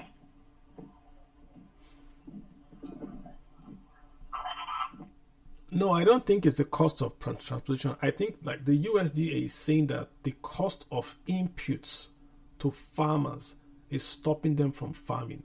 And I've shared with you if you look at the data I shared with you was the Nigerian Bureau of Statistics that says that when you start to leave the south and start to go to the north, the inflation starts to go up, food inflation starts to go up, insecurity starts to go up. It was a reverse before in Nigeria. When I was growing up at school in the north, food was cheaper in the north than the south because the north produces the food. The tubers and the grains that Nigeria eats is from the north. Lagos did Lekki rice. Is it Lake rice? Where do I get rice from? Kebbi. And the rice was being sent to Lagos. Do you know, sir, it is cheaper now to go to India, pay freight, pay insurance, pay shipping, send rice from India to the port of Lagos than to take rice from Kebbi to Lagos. That's a data point for us. It's not the cost of running business inside Nigeria, not in Lagos. The interior of Nigeria is very expensive. Logistics. What food are you talking about you don't have to store? How would you have a cold chain without cheap power? What food do you have today on earth that you won't store? So I dare you, Mr. Zakin, I mean in a nice way, write the cost of the food today at harvest. Come back in 6 months' time when the harvest is gone. Let's compare the cost of food today. But come to the US, the grain is the grain. There's no issue with harvest time, whatever time. They have silos on every farm. They have trains. They have a cold chain. So you can't say, that's what Lagos is trying to build today in Lagos. They're trying to build an integrated cold chain and storage facilities in Lagos. So they're going to buy food in bulk and keep it in that location and then release it in bits to the market. So there's no inflation in Lagos. That's what they're trying to do. So the issue is not the harvest price. The issue is again, logistics, roads, rails, power to store and to do post-production. That's the issue. If you've gone to my village, there's vegetables and gari everywhere. But leave my village to Aba is expensive. And everyone on this space listening knows that if you go to your village, whatever is the main crop, go to Benue today, you see mangoes, kerosene mangoes, they are free. It's on the road, free. Go to Kano, you see tomatoes rotting on the road, free. Go to you see onions, free. Okay, come to Lagos, you don't see onions, you don't see tomatoes, you don't see them for free. But you can see jeans, you can see sneakers in Lagos, right? Because that's where it's brought into. So, Zaki, I do get the point, but again, the issue in Nigeria is the logistics. That's what the USDA is saying, that the high input cost is going to stop farmers from planting. That's what they are saying. I didn't say so, the USDA. Let's get Doctor. Doctor, go ahead, Dr. Berry. Thanks for being here. Okay, Carlo, thank you so much. How are you doing, sir? I appreciate it. Very fine, bro. Very fine. I sometimes I wonder the country Nigeria where people are living in that they said prices are not going up. Carlo, I'm massively into agriculture, not just peasant agriculture, with over 29 agro parks across. In fact, we have an agro park now in Kano, in Kaduna, where we are doing onions. We have agro park in Suleja. We have even rice processing mill in Kubwa and in Abakaleke. I'll give you an example. We produce ginger even in the southeast. Carlo, two months ago, we were selling 50 kg bag of ginger for 250,000 naira in Onitsha. Ginger produced in Umuobomidato local government area. Today, the same bag of ginger is selling for 390,000 naira with a bag. And somebody is saying that the market price is not going up. We are not importing it from Kano. We are not bringing it from Sokoto. We are not bringing it from Kaduna. These are ginger produced at the backside. If you go to Kaduna now, the same ginger that was selling for 230,000 naira for 50 kg bag is selling for 390,000 with a bag. That is, you're going to the farm to go and pick it from the farm and carry it. You're not even, when it gets to the market, the prices change. So I don't know why people are saying that the price is not going up. And I'll give you another example. If you check the goods in Nigeria, the food commodities that are coming down, they are the ones that are drugs that are importing into Nigeria. Most farmers are not going to go back to farm this year because they've been crippled. I'll give you an example. In Taraba, there's a massive place in Taraba where they produce massive maize. As I'm talking to you now, there is no road to that place. In fact, there is even no bridge. You have to, first of all, bring your truck, keep your truck on one side. They use canoe to pack the bag of maize from the place across the river. Then you truck it into your truck. Of course, to carry about 300 to 600 bags, you have to pay over 3 million naira to move it from that Taraba all the way to Aba, where you have the processing mill, where you will convert it to animal feed. And do you know those farmers are crying? Those farmers today now they are even at 20,000 naira per 50 90 kg bag. They are looking for who will buy it because most people, by the time you calculate the cost of moving it from the farm across the river and then loading it, you will discover that you may even land it to about at a cost of almost about 480, 60,000 naira per ton. Whereas the maize they are importing from China, from Thailand, is landing here at about 230,000 naira per ton. 300,000 naira per ton. That's the point I'm making. The farmer was already wiped out because by the time you look at the input cost of his production, if he says at that price that he's being forced to sell, because we are flooding Nigeria with over $10 billion worth of grain import, because those guys in APC want to seem good while destroying the local economy. The same thing is happening with rice. Most of our rice farmers from KB to other places, because see, Carlo, is what you should put in that you get out. In Egypt has 95% desert. Egypt is only serviced by the Nile. But the output of a hectare of Egyptian farm, a rice farm, using the Geri species, averages about 6 to 8 tons per hectare. But the local farmer in Kebbi State, because he has no access to the hybrid Geri species, he has no access to water resources that can help him do it. He has no access to storage. He has no access to mechanized agriculture that can cheapen his productivity. He will discover that his yield may actually end up being about 2 tons per hectare. After all the energy and suffering and everything the person needs, somebody is importing rice produced in Thailand, imported in India, at an average of about 7 tons per hectare. And they give the contrast to their cronies who will land the same bag of rice here that somebody is struggling to produce at 36,000 naira per 50 kg. They are landing it here at 30,000 naira. So how does the man in KB compete? So, you know, when I sometimes ask are we actually, okay, Carlo, when you look at the cost of, you know, we talked about the baskets on the consumer price index. Everybody knows that the basic physiological need of man is shelter, is food, is clothing. How many of you live in Nigeria? In Lagos State today, rent has actually gone over 100% over the last 1 year. Ask anybody who lives in Lagos. In Ajah, where they used to have 2-bedroom flat, we used to go for 1.5 million. Today, with 3 million, no landlord is looking at you. And what is even the purchasing power of the average Nigerian?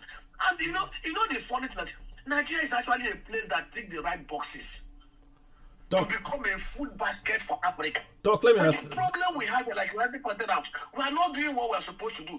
We do not have the government in Indonesia, in Malaysia, in other places. You see governments with clear-cut plans. In the First Republic, we had a produce board. We had a clear-cut plan across the whole value chain of agriculture. By the Western government, by the Eastern government. That was why we had the Gangwon Pyramid, the cotton and everything. Because there was a scientific plan to integrate the government working with the communities to ensure that all the value chain are covered. There are no losses. Today, such things do not exist because most of those who purport to lead us and govern us across the 3 tiers of government are busy playing politics, are busy doing propaganda, are busy not doing what they're supposed to do to make life easy, to make the farmers. Do you know that in Netherlands, 200,000 farmers are generating over $125 billion every year? In Nigeria, 17 million farmers, we can barely feed ourselves because some of them are get wiped out every year, year in, year out. Because we have refused to do what we're supposed to do. I love your space because it's very, very insightful. And I would want each and every one of us. But it's when we come to this kind of space, we should remove our biases and put our thinking cap and ask the right questions. What do we do to make Nigeria a place that it used to be in the First Republic, when we used to have massive government pyramid, not like the criminal rights pyramid in Abuja at that time? Thank you. Doc, don't go too fast, right? Doc, can you tie this into us for the exchange rates vis-a-vis what the CBN do with the oil companies and what the Naira is doing? Tie this in for us. If we've got these high food prices, tie this in for us. Let me tie it in, Carlo. Carlo, today, we are importing, go and fact check this. As at the last record from the CBN, we are importing over $10 billion worth of grains, maize, rice, wheat, things that we can easily produce here competitively. Carlo, as at the last count, Nigeria imports annually over 600 billion naira worth of palm oil. This is a country that used to control 45% of the global palm oil supply chain. Carlo, today, if Nigeria decide this year, mostly the governors and local government chairmen in the palm belt of the southwest, southeast, south and middle belt, decide today that they want to cultivate. Do you know that Indonesia, that has half of Nigeria arable land mass, Indonesia has a bigger land mass than Nigeria. But in terms of arable land mass, cultivable land mass, Indonesia cultivable land is half of Nigeria. Yet Indonesia has over 15.8 million hectares of palm plantation. If Nigeria should today, based on the demographics we have, under the missions community, diaspora, private public arrangement that we have, decide today to develop 15 million hectares of palm plantations across this belt. Carl, in the next 7 to 10 years, we'll be generating nothing less than $100 billion annually into this economy from the palm value chain. In crops, Carl, we will generate nothing less than $100 billion every year, starting from next year. I agree. But we need to tie up. Today, Nigeria needs mechanized tractors and bullets of over up to 1 million in Nigeria. We don't even have 24,000 tractors. Do you know that to import tractors in Nigeria, you have to, like last January, we imported over 20 tractors into Nigeria. Carl, we saw hell. On paper, customs will tell you the HSC code says 5%. Carl, we paid average of 52%. Because they will tell you once it's a 40-foot container, there's the minimum they must collect, they have a target. Every entreaties for them to look at their code, and they refuse to look at the code. What? But in a same country where we know that we need mechanized equipment, we need pressing plants, we need storage plants, we need over 25,000 refrigerated trucks to move this on the other. In the same country where things work, all you need was just for the president to put an executive order. Anything that's coming to Nigeria, whether you're buying it to sell or to resell, whether it is tractor, zero tariff, zero VAT. You don't even need to apply to Federal Ministry of Finance or Agric to have IDEC exemptions. Once they scan the container, you want to have is tractor, what you have is bulldozer, what you have is processing plant, what you have is silos, what you have is storage plant, what you have are articulated haulage trucks to make life easy for Nigerians. Zero tariff. So, Doc, yes. And any custom officer who make the mistake of creating lacuna will be sacked immediately. So, Doc, you're saying and if we do this thing, Doc, I want to make sure I understand what you're saying. You will see a lot of diasporans. A lot of diasporans will start moving in this equipment into Nigeria under vendor financing, and it's part of the foreign direct investment we're talking about. But as long as we have some of these criminal laws and criminal extortion points created along the path, most people will shy away from Nigeria. And when there are no inflows of forex and direct investments into Nigeria, it will impact on the stability of our currency. What they're practically doing today is trying to play post game with the Naira. Because I've never seen a country where inflation rate is claimed to be 15%, MPI 27%. Go and fact check it anywhere. And they show you the level of manipulation going on to ensure that FS level remains at a level that will continue to make it attractive for the FDIs, foreign portfolio investors. True. We have the FPI. Doc, let me just be very clear. Just two questions. So you are saying that you imported tractors because they were in a 40-foot container. they refused to. They cleared the container, but not what was inside the container. Carlo, let me shock you. The tractors we are purchased, these are tractors. If you go online and put the chassis number, it will show you when it was manufactured. It will even show you the price. Even the company listed the price on their website. Yeah. But these guys on their own revalued the tractor to be 3 times the value of the tractor. Oh wow. And upon that, they played a tariff of 20% on it. But there's what was the reason? There's no tariff on agric. Carl, there is not. In fact, Carl, let me tell you. They say it is 5% because you did not apply. Carl, let me tell you the funny thing. When I wanted to apply for IDEC, they told me you have to go to Federal Ministry of Agriculture. You apply. Do you know I applied? You know what they told me at Federal Ministry of Agriculture?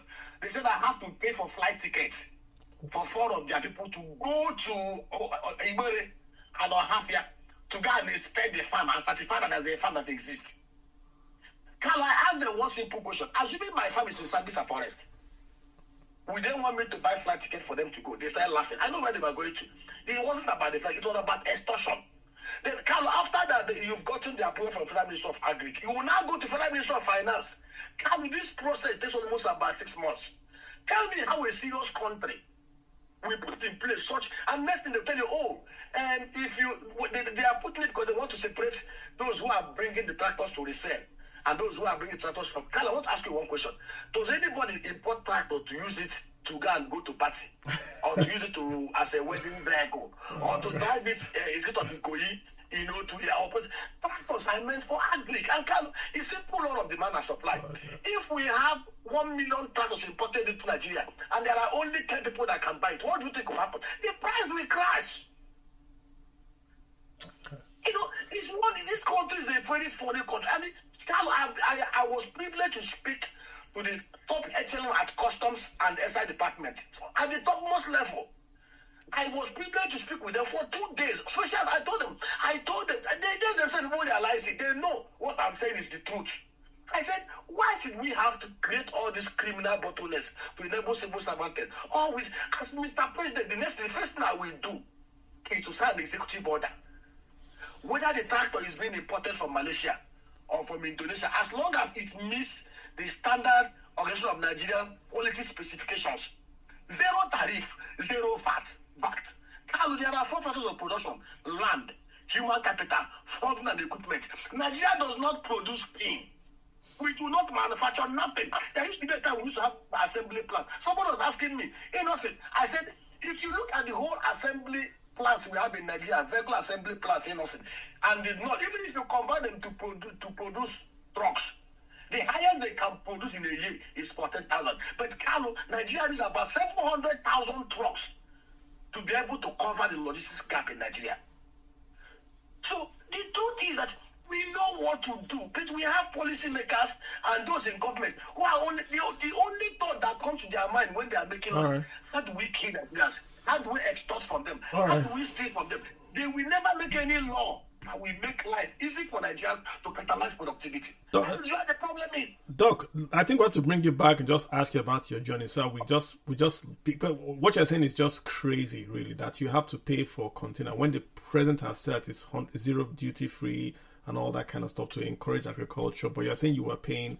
We'll have to bring you back, sir, just so we capture these comments and we debate it. So I thank you. I know you're doing a lot in agriculture. Again, just so we catch base again with you where you are on that agricultural journey. And I think lots of people would learn from what you're doing and the money you are making, so we can encourage more people to go into that sector and that field. Thanks, Doc. I appreciate you. Thank you, my brother. Thank you. I've got Cyrus. Then Henry. Then we'll go back to Emeka. Cyrus, hi. Cyrus, thanks for hanging out here. What's going on, Cyrus? Cyrus, this way with up your alley. This way up your alley, right? We're talking the CBN. Well, when it comes to agriculture, I found it quite interesting what the last speaker just said about machinery, because like you also said, I want to believe that is 0 VAT, right? And I've been that for a long time. So interestingly, the custom is actually violating its own rule. Yeah.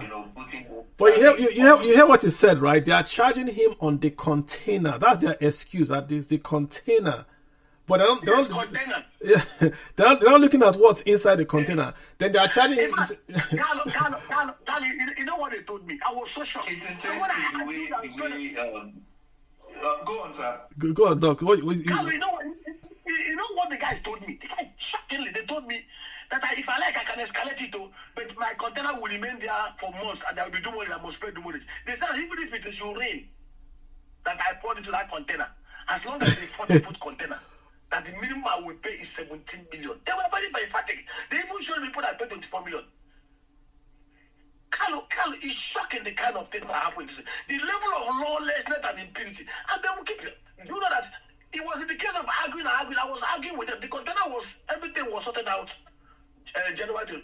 Carlo, do you know when I finally took out the container? February 13th, almost a month after. Because I was arguing with them, writing petitions. Carlo, nothing moved.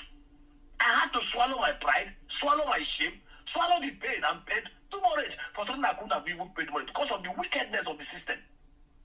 Wow. And they will show you people that paid it. I mean, wow, we have to. It does not make sense. Yeah, I mean, we have to come back, Doc. Doc, we have to come back. I wasn't talking to the lower level police because I was talking to DIGs. I was talking to the highest level. If I was talking to the guys in Apapa or anybody, I was talking to those, they would tell me they have targets. That is the madness why they say they have targets. It's the same thing with all the MDAs. They give them criminal targets. Just extort from Nigerians. Target, so they extort you, food prices go up, then they made their targets. Cyrus, go ahead. Yeah, I find it quite interesting, and again, it's just that we have very misguided policies when it comes to trade.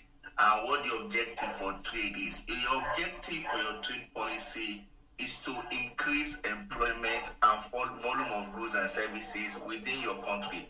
If that is not achieved, it's not to generate revenue. And the last speaker was quite right about the mindset and the motivation we use towards policy, even the language we use to communicate policy. In our countries, like what kind of how much revenue are we going to get? As though that is the metric to measure every successful policy. That does not make sense. People have to be engaged in the economy for there to be a robust working economy. If people are not engaged, people are not working. If people are not adding value to, adding productivity to the economy will not grow. So you can have a very fat bureaucracy, a very fat large government, and the people are getting leaner every day. And that's what's going on. That's why custom has a target, right? EFCC has a target. NUPLC has a target. NNPC has a target. Even the agency that's not supposed to be a revenue facilitating agency, they all now have target, because that's the kind of conversation they're even having in the Senate. If you go to the Senate today as an agency, they are going to ask you, how is this thing going to make this so and so money for us? Just to see the kind of mindset that we have as a country. And you can't go country like that. It's just misguided. Because in reality, the law is on paper that if you are bringing every machinery to the country to add value to things like agriculture and trade, you are supposed to pay zero VAT. It's there. It's right there. It's fact. It's not in the Finance Act of 2020, and then it's reiterated in the tax reform law of 2025. So you see all this kind of miscommunication and asymmetric policy making when the paper say one thing and the person have to deal with say another thing. What I find quite interesting for me is how this increase in oil price. All African countries are import dependent, and just review how exposed we are. I saw a recent news right now about Dangote refinery, how many African countries like Kenya, South Africa, Ghana, and others have fleeing to the refinery to secure gasoline for themselves. East African countries quite interesting because East Africa like Kenya, Tanzania, Uganda, and the likes of them, they get their petrol directly from Middle East. They have a long-term agreement. Kenya has a long-term agreement with countries like Saudi Arabia, I think Qatar, and I think one other country. So now that those countries are heavily affected, right, by the whole, war in Iran, they, of course, are going to seek other alternatives. So I see what's going on. For example, Namibia, recently reduced 50% petroleum levy on their petroleum products. The same thing happened in Ethiopia. In fact, Ethiopia was saying, just so you know, Somebody was saying that I think 50 to 60% of their civil servants should stay at home, who are not like essential, right, and work from home. That's like their own policy. And Nigeria, a crude oil producing nation, a nation without any subsidy. By the way, keep in mind that all these countries have subsidy. All of these countries that I just mentioned, South Africa has some subsidy on petrol. In fact, South Africa always announces its own prices. So every first Tuesday of the month, South Africa announces new prices on energy. So all these countries still have their subsidy. Some of them, are increasing subsidy. South Africa is going to increase its own subsidy by I think 15% more, to reduce price on petrol. Then Nigeria is not saying anything.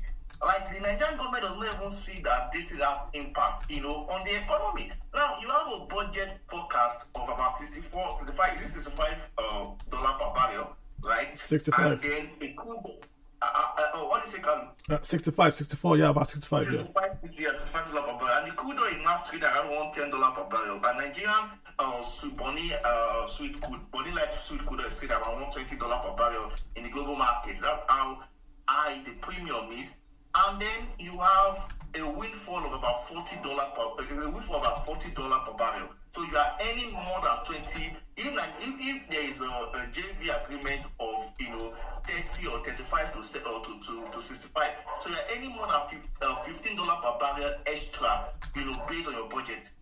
Why can't you redirect this on temporal subsidy, some kind of structural relief on the people? You're not even making any provision, any kind of relief, any kind of palliative, any kind of thing. Let's even say no more subsidy. Carly, you mentioned, for example, recommending that why not give more crude to Dangote? Why not sell Dangote at a cheaper rate? Still minding, the $65 per barrel, and you still retain profit. No, nothing is happening. So you see a point like Namibia removing 50%, Ethiopia saying work from home, South Africa introducing 15%, and Kenya doing all kind of stuff. But we are just have to deal with the huge shock of energy, and then in the next month, NBS is going to come out and say inflation goes up. And what that means in the banking aspect, in the CBN aspect, that we cannot. The era of reducing or maintaining a dovish interest rate is no longer in vogue. We're going to maintain a high interest rate. Last week or so, the capital importation report came out from MPS. Nigeria capital importation grew by 90%. Right? Everybody started in between 2024 and 2025. But if you look at that 90%, less than 10%, Carlo, is actually FDI. Is actually a real asset retainable money in the system. Yeah. So Nigeria is actually surviving on loans, on equity, on bonds. Yes, Cyrus, we shared that chart earlier. We said that I can give you the exact figure. So the point we're making now, Cyrus, is that if the CBN is saying that international oil companies can take their money 100%, and CBN is getting its money from foreign portfolio investments, 82% is foreign portfolio investments.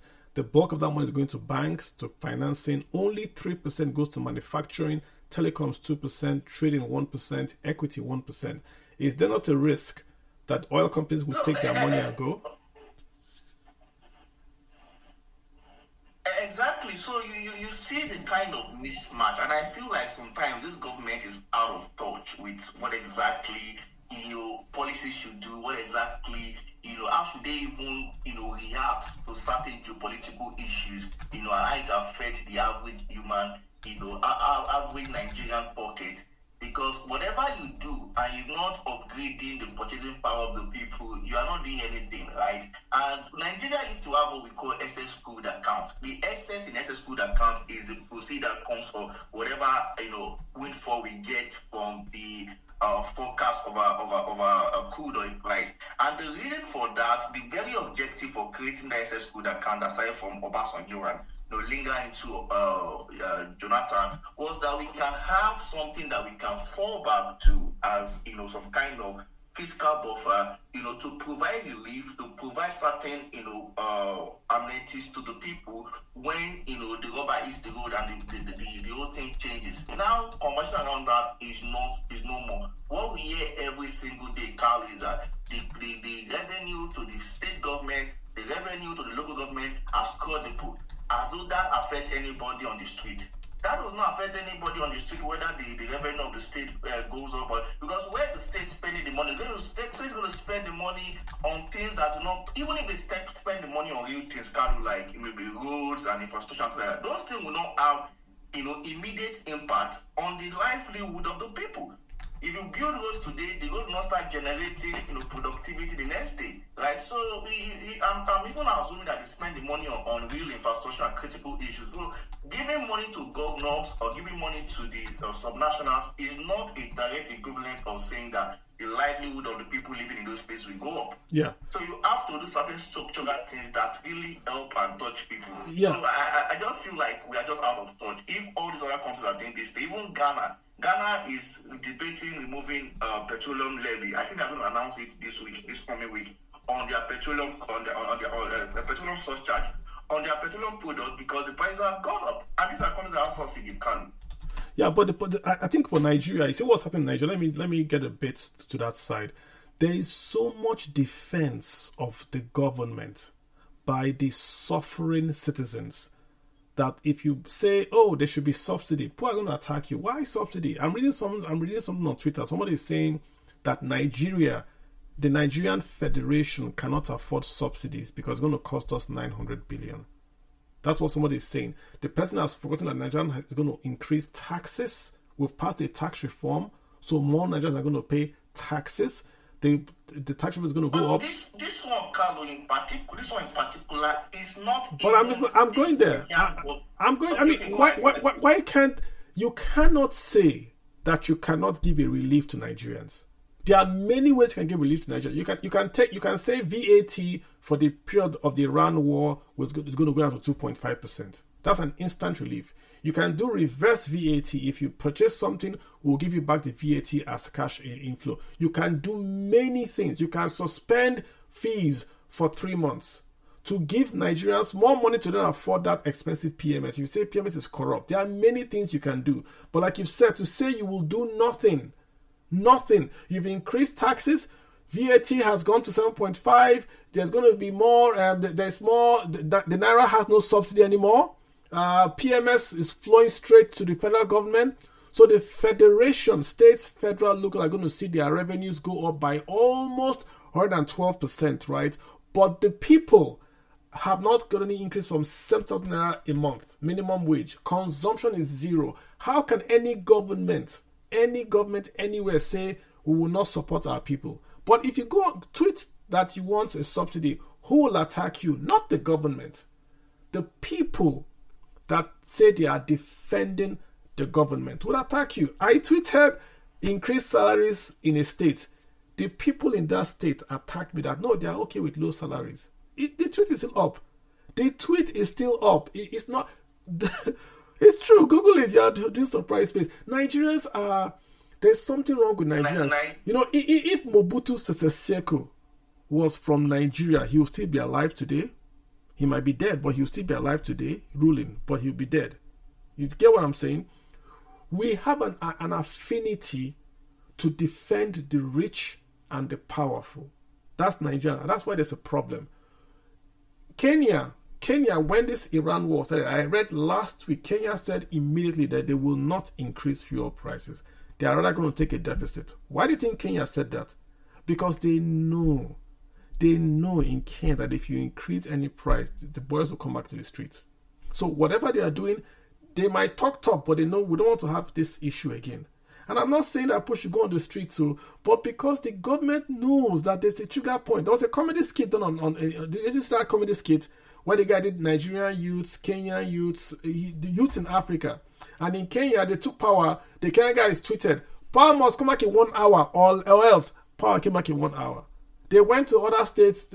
When they came to Nigeria, the power went off, Nigerians put generator and were dancing. Power went off, they put generator, they were dancing. What's the message? Nigerian youths are just interested in the dancing. Once we do Afrobeat, we're fine. Once we win Afrobeat, we're okay. Then generator.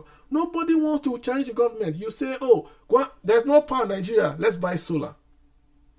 There's no water in Nigeria, put borehole. Schools are bad, private school. Roads are bad, SUV. Nobody wants to hold the government to account. Why are you doing solar? when you have oil and gas in your nation, you have coal. Why isn't the government putting power in the grid? No, everybody should go and buy. You see people on Twitter.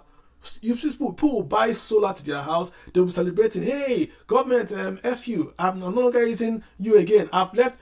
It's a flex that they've moved to solar. So in Nigeria, it's, I'm out of the bucket, you crabs. You guys stay in the bucket. The irony is lost on them that your government is not giving you power. Then you run and go and get solar. Then you are laughing at other Nigerians. Oh, that's good. Solar generator is one. There's nothing wrong with solar. But you cannot solar your way out of problems. You can't. The country is... This debate we're having, I dare you, post on Twitter, government should subsidize PMS. Post it. If nobody abuses you or defends the government, send me that tweet screen. I'll send you $100. I dare you, post government should subsidize PMS for 24 hours. If nobody abuses you, or nobody says, no, we disagree with you, send me that tweet screen. I will send you $100. Open challenge. Try it. Try it. And that tells you the nation you are living in. Everyone in the whole world, even in Iran, they are doing subsidy. But Nigeria, no. You see intellectuals, no, we can't do subsidy. It's 900 billion. We can't afford it. You can't afford 900 billion, but you can afford a brand new private jet. Cyrus is crazy, man. Henry, you've been so patient. Henry Kelechi, thank you so much. Hop in here, Henry. Alright, thank you so much. Good evening to you all and good day wherever you are. Well, the last speaker has spoken very well with the other speaker too. Well, I just want to add to it. Before you try to solve a problem, because that's what I've been saying in other spaces, before you try to solve a problem, do not create problem trying to solve a problem. Rather, you find solutions to that problem. Go to the deep root of that problem and find the solution to it. Because you can't cut a tree and you're expecting it to not grow while you've not uproot the roots of those trees you've cut down. Okay, back to the conversation. Yeah, thank you for also reminding Nigerians that whatever you do, because of maybe you're trying to make the government improve, because to me, criticism of government is not because you hate government, but because you want them to improve in their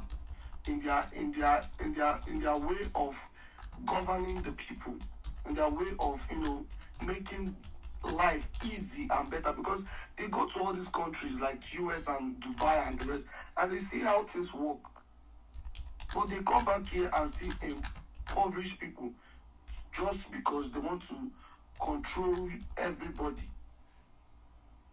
Just like you said, you can put up something on Twitter right now about the problems of Nigeria, and before you know it, people will start attacking you from here and there. I believe maybe some people are part of the people that are benefiting from the government. That's why you can see them attack you. Why some that don't even benefit are still attacking? For what reason? Few people that do come and criticize government, it's not because they hate the government. It's because they want the government to improve.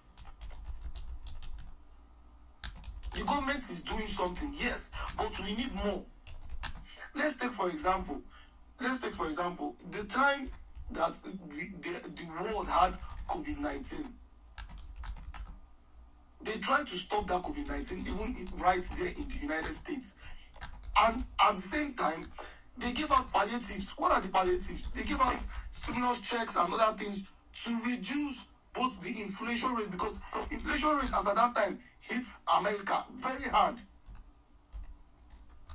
All right. Their system, the government, they already know what they will do to slow down the inflation of the country.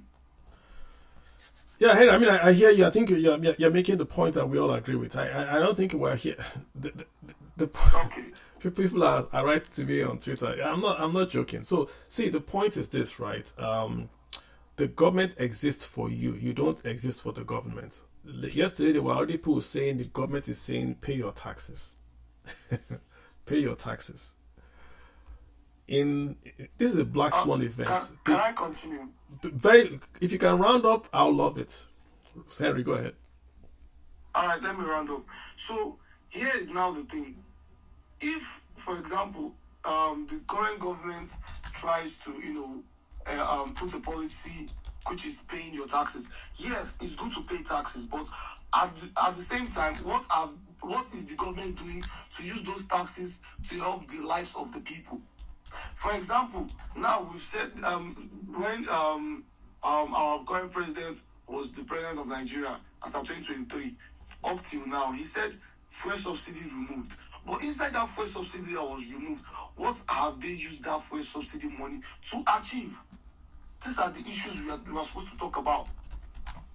Have you make use of those funds to help other system that is in Nigeria to function, which is connecting railway to all the host states? It might not be all the 30 states, but all the 3 regions, which is the east, the west, and the north. So that all these farmers production can go through those routes and reach to the places that the huge markets are being traded by all these goods and services. But you cannot see it happen. The electricity, no light. In my place, I'm even trying to on generator and buy fuel, and fuel is even at its peak right now. Okay, now we're talking about the international trade by crude oil per barrel. Have Nigeria tapped into that system now, currently now that the Iran and other countries are having those wars that make the crude oil to rise just like that? The government are not even doing anything. They are even supposed to even give Dangote, since Dangote is the only person that have refinery that can refine crude oil, they can give him and say, okay, we can use your factory to export more products and also give out products to Nigerians first. All right, children. Then Dangote can as well make profit through that route. Yeah.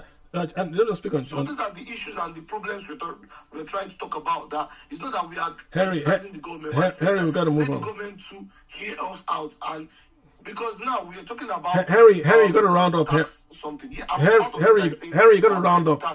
Harry, you got to round up. You've go for more than 3 minutes, if you don't mind. All right. So the only thing there is that whatever thing the government is doing, the government needs to put the people first. Okay. That's the only thing I can say. Thank you. Fantastic, Henry. I heard the passion. Chidalo, I'm trying to add you. I cannot add you. I'm not sure what's going on. Cyrus, you've heard a guy on the street there, Henry, talking about the kind of the frustration that they are feeling and all that kind of stuff. I mean, let's talk about Dangote, Cyrus. Dangote is getting only 5 out of 13 whatever crude oil deliveries it needs to refine. So in a fantastic world, it would be that Nigeria will give Dangote crude oil. Nigerian crude oil goes to Dangote. Dangote will refine that crude oil. Then, because crude oil is priced internationally, Dangote still cannot sell that crude oil at a quote-unquote cheap price. So Nigeria will then tell Dangote, okay, see what we're going to do. Because we're giving you crude oil, right? We will want you to sell, to export the byproduct from the crude oil. So this NNPC's crude oil we're giving Dangote, sell the byproduct, the aviation fuel, the fertilizer and all, and use that into a special account that you then use to subsidize the PMS you're going to sell to Nigerians that are going to leave your refinery. It's possible because crude oil has many byproducts we're not counting. Will you do PMS, diesel and rest? Tons of byproduct, but Dangote is getting the NNPC allocation. Remember, NNPC has an allocation that is supposed to go to Dangote because there are no NNPC refineries. So that allocation is no longer being used anymore. So where's that allocation? That's what they use to borrow and receive dollars in advance. So the Dangote is not a savior because he's not getting Nigerian crude oil. Rather, Dangote is now importing US crude. And as everyone knows, if you are importing US crude, you are going to then pay US dollars. Brent crude now is about 116. So there's no way you're going to get cheap PMS if Dangote is importing WTI instead of Brent. We dropped the ball. Nigeria dropped the ball. We have no working refineries apart from Dangote. We then got a refinery in Dangote, and we cannot supply Dangote with Nigerian crude oil. We've dropped the ball. Dangote is exporting crude all over Africa, but Nigeria wants to also import PMS. Makes no sense. Why are you giving import licenses when you have an exporter in your country? Makes no sense. I don't know these things too much. I'm not an energy expert, but it doesn't pass the common sense test. Cyrus, what do you think? Chiadol, I'm not sure why I can add you, but yeah. Cyrus, what's your take? Your hand is up, Cyrus. Go for it. You're absolutely right. You are absolutely right. And to just add to this, many of the importers themselves are even frightened because Nigeria imports most of its petrol from Russia, and given the proxy, effect from Iran, the Strait of Hormuz, petroleum product going the petroleum product going from there to Russia and China and other places. I read a report recently. I don't know how true it is. I can't confirm independently that Russia is wanting to ban its petrol export. Yeah, that's true.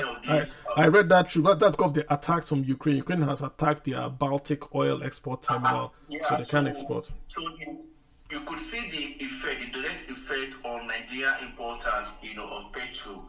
And so the fact that, in a country that, like Nigeria, you have a working refinery that has at full capacity, Dangote now, operates around 95 to 97% capacity, that's full capacity in itself.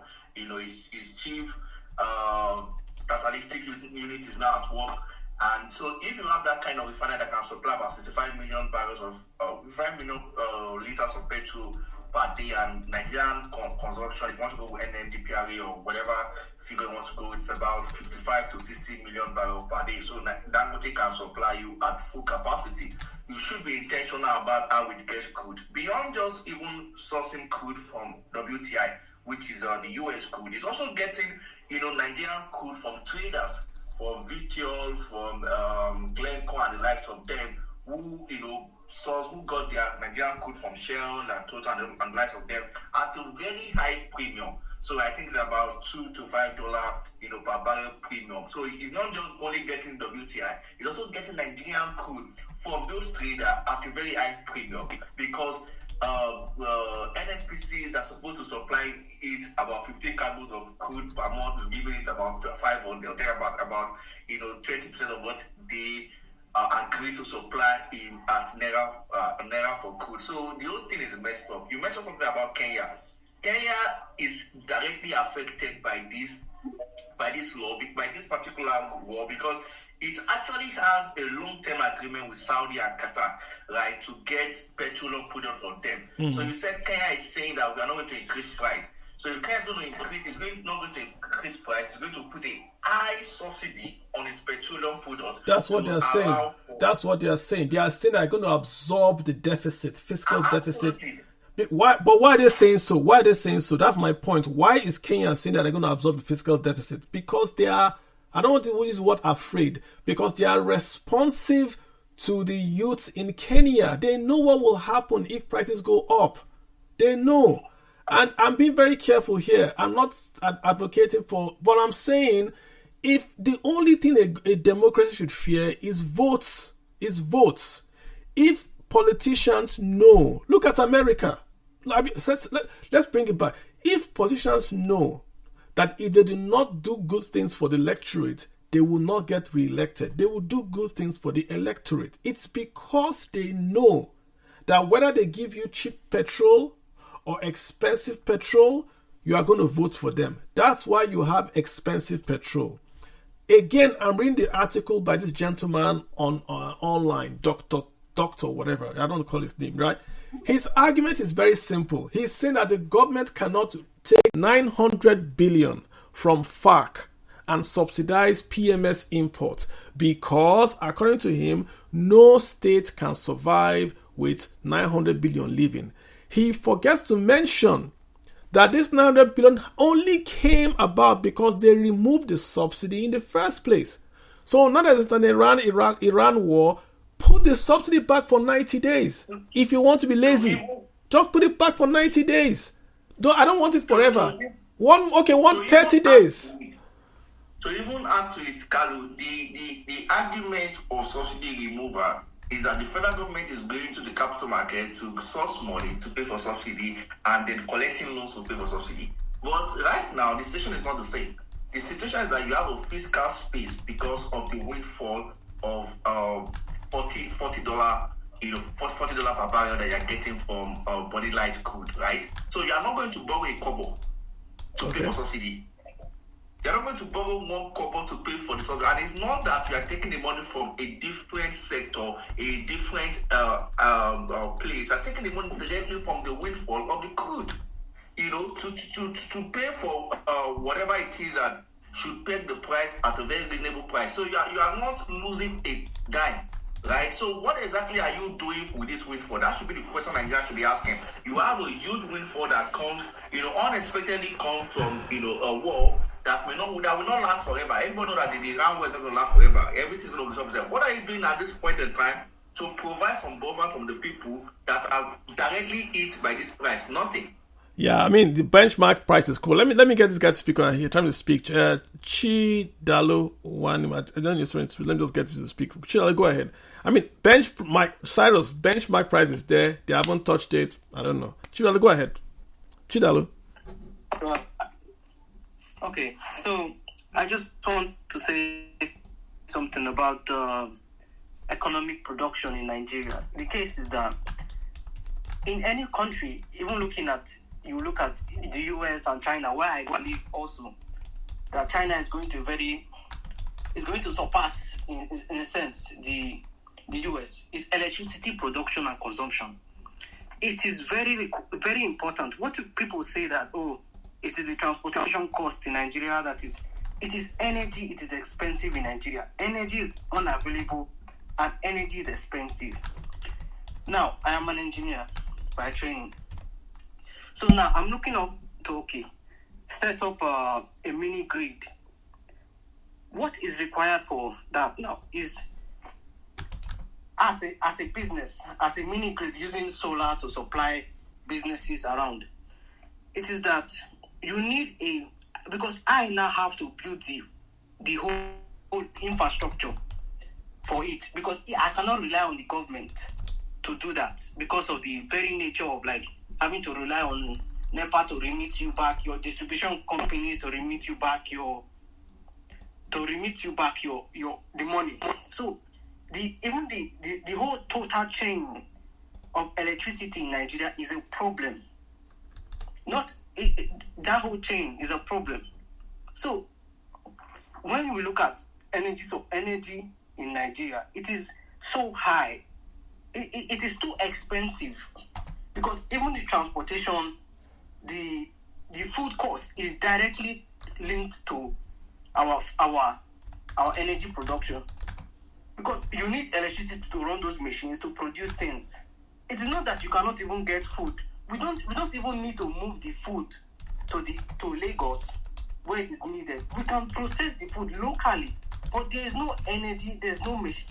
Even if you import the machinery to Nigeria today, there's no energy to run those machines. It will just be there. And using fuel at this time, that this fuel, you see that in this case now, China is laughing because it has already understood that electricity is all and all. But China is importing his fuel from Russia, Venezuela, and China. Russia is suffering. Venezuela is suffering. Now Iran is suffering. The fuel China is importing is different. The crude that comes from Venezuela is not the light crude that you use for. It doesn't matter. It's still oil. Don't get too technical. Don't get too technical. They're not getting it. They're not getting that oil from Venezuela, from Russia, and now from Iran. So they're not really enjoying that much, are they? There are also there are lines in China. I saw fuel lines in China. I saw their fiscal deficit going up. I saw factory outputs also falling. So they are in serious trouble. The country that is not really suffering too much is the US. The US does not only exports 2% from the Strait of Hormuz. California imports PMS, but they can easily switch over. The US is now a net exporter of LNG, a net exporter of helium, a net exporter of crude oil, which is so now the US controls what goes to China for helium. What cools the data center? Helium. So the China now has banned critical earths going to the US. US now controls helium. So the data centers in China cannot cool without getting the Kuwaiti helium to flow or the US helium to flow. Do you see where I'm going to with this? This Iran war is not as haphazard as we think. Oh, these guys have really. There are some other things that are happening. It's a struggle to tie there down you go. China. To put there China you go. in It's a China thing. Containment strategy. Exactly. All right. Fantastic. So yeah. It just let me cut it short and just say that I am looking at, in the sense that if Nigeria is to be serious with our electricity production, we have to deregulate the electricity market, which will come at a blow, because that will make electricity available, just like how fuel is available, but it might not be affordable. But because of it has to be a market system. It has to be a market system that somebody can generate electricity, sell it, not having to wait for government subsidies, government loans like the Gencos. What is going on with the Gencos now? So I'm just putting my 2 cents regarding that what is affecting. You can correlate it. It's almost like a correlation. The time our energy production started going down, our standard of living started dropping. At the same time, you can do that one-to-one correlation. So electricity production and our economic development are tied together. It cannot go hand in hand. So thank you, Carlo, for giving me. Well, I appreciate it. So let's get Ken and we'll wind down, guys. Thanks so much for hopping on here. We'll get Ken, and then once Ken speaks, we'll do a roundup. I think the point I've tried to make with the presentation is as follows, right? Let's not forget what we're talking about. The CBN has said, let's just do a recap before Ken takes us through. The CBN has said that they want to allow international oil companies export their 100% of their dollar revenues. In the same light, they are saying that they want to, if you get dollar transferred to Nigeria, you'd only get Naira. So you can see two conflicting policies there. Number one, Nigeria makes, of course, the bulk of our dollars from the sale of crude oil and gas. So the CBN is saying now if you sell $1, you can take out $1. Before, if they sold $1, they could take out only 50 cents. The other 50 cents has to stay in Nigeria for a longer time. That boosted the reserves. But the CBN has grown their reserves from about 4 billion in 2023 to about 34.8 billion in 2025. So the CBN feels very, very confident that it can allow monies to go out and that it can replace these monies with the remittances that Nigeria are sending through. Remittances in Nigeria are very, very major. They're about 25 billion every year, 25 billion. Nigeria send money to Nigeria. Those are not investments. Those are welfare payment that Mama Emeka is sending to Emeka in Nigeria. Those are monies that come in, used to feed, to build homes. They are not investments per se, right? So the CBN is looking at tracking remittances by allowing oil company proceeds to go ahead. So that's essentially what they are doing. The risk to that is that, number one, Nigeria is getting its bulk of its monies from foreign portfolio investments, not foreign direct investments, which means that when money comes to Nigeria, it's not buying land or buildings. Foreigners are not coming to Nigeria to buy buildings, land, or businesses. They actually come to Nigeria to invest in Nigerian bonds, because Nigerian bonds pay higher than bonds in their same countries. And some of these bonds are also dollar denominated. So you can come to Nigeria with the same US dollar. If you go to the UK, maybe it's 4%, but in Nigeria, it's 8% dollar. So they come to Nigeria for that. So because that's the big risk for Nigeria, because the dollar has always done better than the Naira. If you look at over 10 years, dollar has done about nearly 900% return on the Naira. Look at 1 year when Trump came to office, the Naira has gained, dollar has fallen as a strategy of the US. If you look at 1 month, it has reversed. People have gone back to safety. So dollar is becoming 1.54% gain. Naira is falling. That's where we are right now. What is the other issue? Nigerian exports of crude oil are not going up. We used to import about 2.6 million barrels in 2006. Today, we're down to about 1.4 million barrels per day. So if you are saying oil companies can take their money out, but we're not bringing enough money through oil exports, that's a big risk. What's the other risk? Food. Nigeria's importing food. We're not making enough food in Nigeria. We've gone from about 2.8 trillion food imports in 2022 to about 7.65 trillion imports in 2025. So we're importing a lot of food. And the problem with food imports is that you can't stop it. You can't say, we're not going to eat. We're going to go on a diet. No, you can't go on a diet. You've got to eat. So because we're importing food, we have insecurity, we have a big problem in that if we can't import food, we're going to be in serious trouble. So we're letting money go out because we can't import food. And the USDA, U.S. Department of Agriculture, is saying that it's not just the insecurity, but the rising costs in Nigeria are stopping farmers from planting. In effect, there is demand for Gari, but farmers are saying because diesel price is so high, fertilizer price is so high, they will not plant cassava. It's too expensive. It doesn't make sense for them to plant because if they plant cassava, they lose money. Those are risks that Nigeria has to address in these currency issues. That's what we're talking about, right? I think that's what we're trying to explain in this whole presentation. I don't see Ken. Oh, Ken is here. So Ken, take us home. Take us home. Your final thoughts, and then we'll close down the space. You guys have been here for a long time. We'll let them go. Get ready for Monday. Ken, you've got the mic. Thank you so much, Carlo. I think a lot has been said, and I'm not going to say so much. Nigeria's problem is quite convoluted.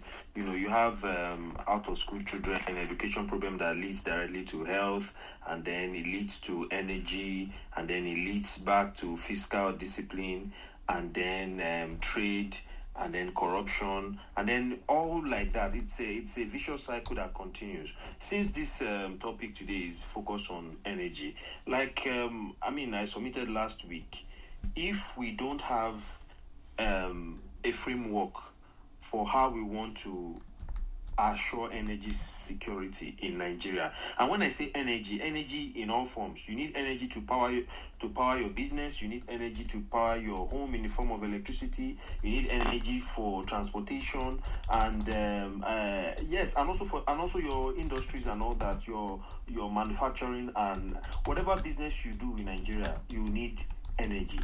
And looking at the body language of this government, to be honest, Carlo, it's not geared towards that kind of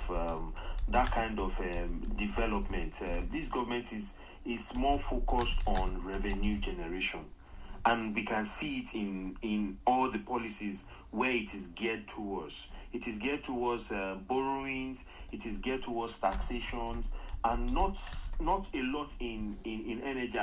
We should have heard of investment by the federal government in the national grid between 2023 and now, maybe going in the region of $10 billion or dollars or more. International loans invested directly in the transmission grid. But we don't even have that. Now we're having another layer of problem, which is gas not being available to the power the GenCos. How do you explain that? Because at the end of the day, Nigeria is more of a gas nation than even oil. We have more gas than oil. Our reserves shows that we have more gas than oil. So how is it possible that we are not able to supply gas to the power plants that require gas in order to power the whole country? And as a business in Nigeria, whether you are small, you are micro, you are medium, you are large, you are extra large, the moment you are not able to keep your energy costs under control, you risk leaving the country and eventually not being able to even run your business. The small and the micro business, they get thrown out of the window quickly. Their own happen very quickly. And now I was even asking my wife today that how much would bread cost right now with all of this energy costs that is rising and leading directly to inflation and food inflation.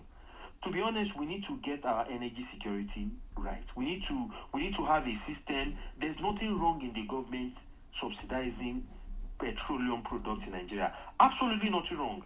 What we've had in the past is the corruption behind it.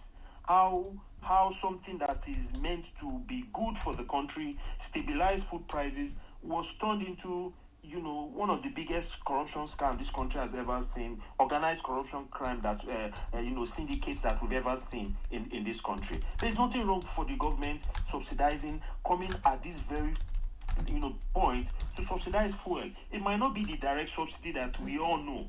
It might be through different means. It might be providing, vouchers to transportation, operators in Nigeria on a daily basis or monthly basis in a way that they can buy cheaper. If you have your private car, you pay the full price.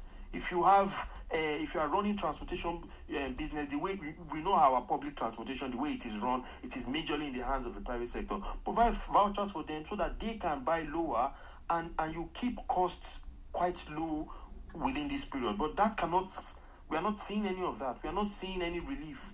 Other countries are doing that. Nigeria is one of the countries that increased the price of PMS compared to other countries. When I mean other countries, neighboring countries in Africa, we were the first to increase. And one would ask exactly why did that happen? Why did we have to be that reactive to the Iran war right now going on?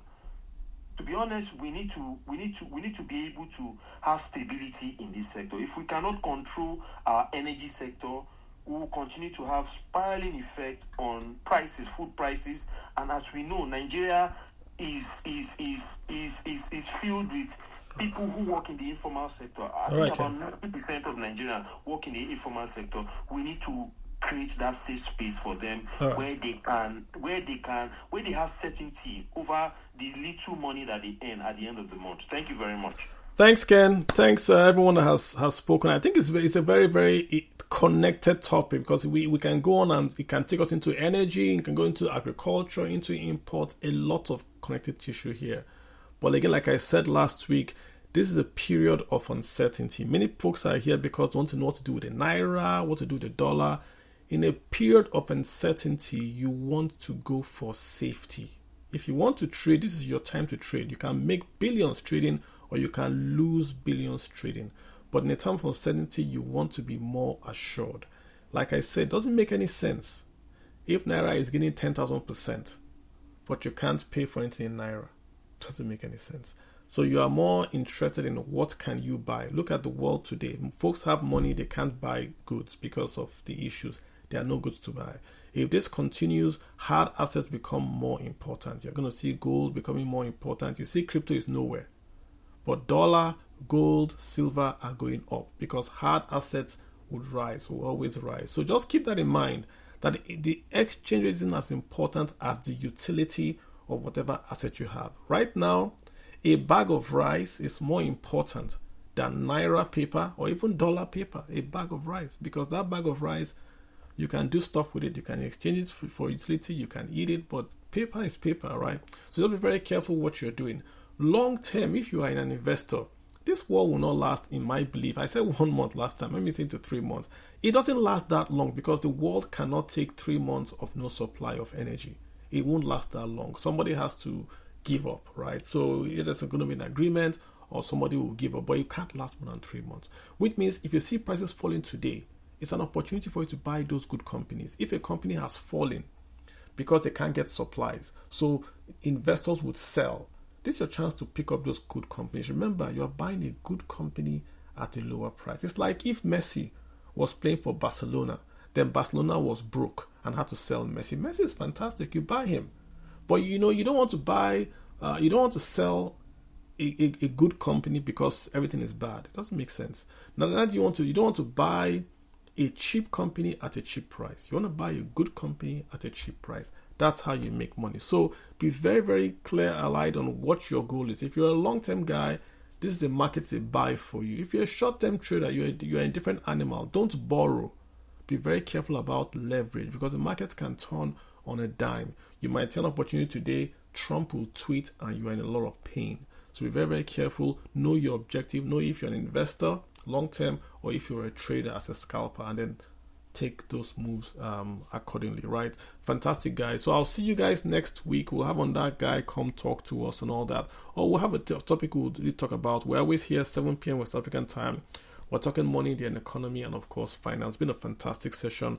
The tweets are there, visuals are there for you guys to listen to after the space. We do record this space on a podcast. It's called The Way I See It. Title is on the Twitter handle there. If you also want to just go to my website. It's kaluaja.org. The tweets are there, the podcasts are there, YouTube, Instagram, they're all there, so you can get everything there, right, guys? So you can all follow. And most of course, try to get the book. I did write a book. Let's Talk About Your Money. It's about personal finance. Wrote it with concepts globally, but Nigerian in mind. So we have a lot of things that are just Nigerian peculiar. How to invest. We name the stocks. We name the bonds. We name the mutual funds. It's not theoretical. It's very, very practical. Get it. You would love it. It's only on Amazon, right? That's fantastic. All right, guys. I'll see you guys next week. Thank you so much. You guys have a fantastic day, and bye.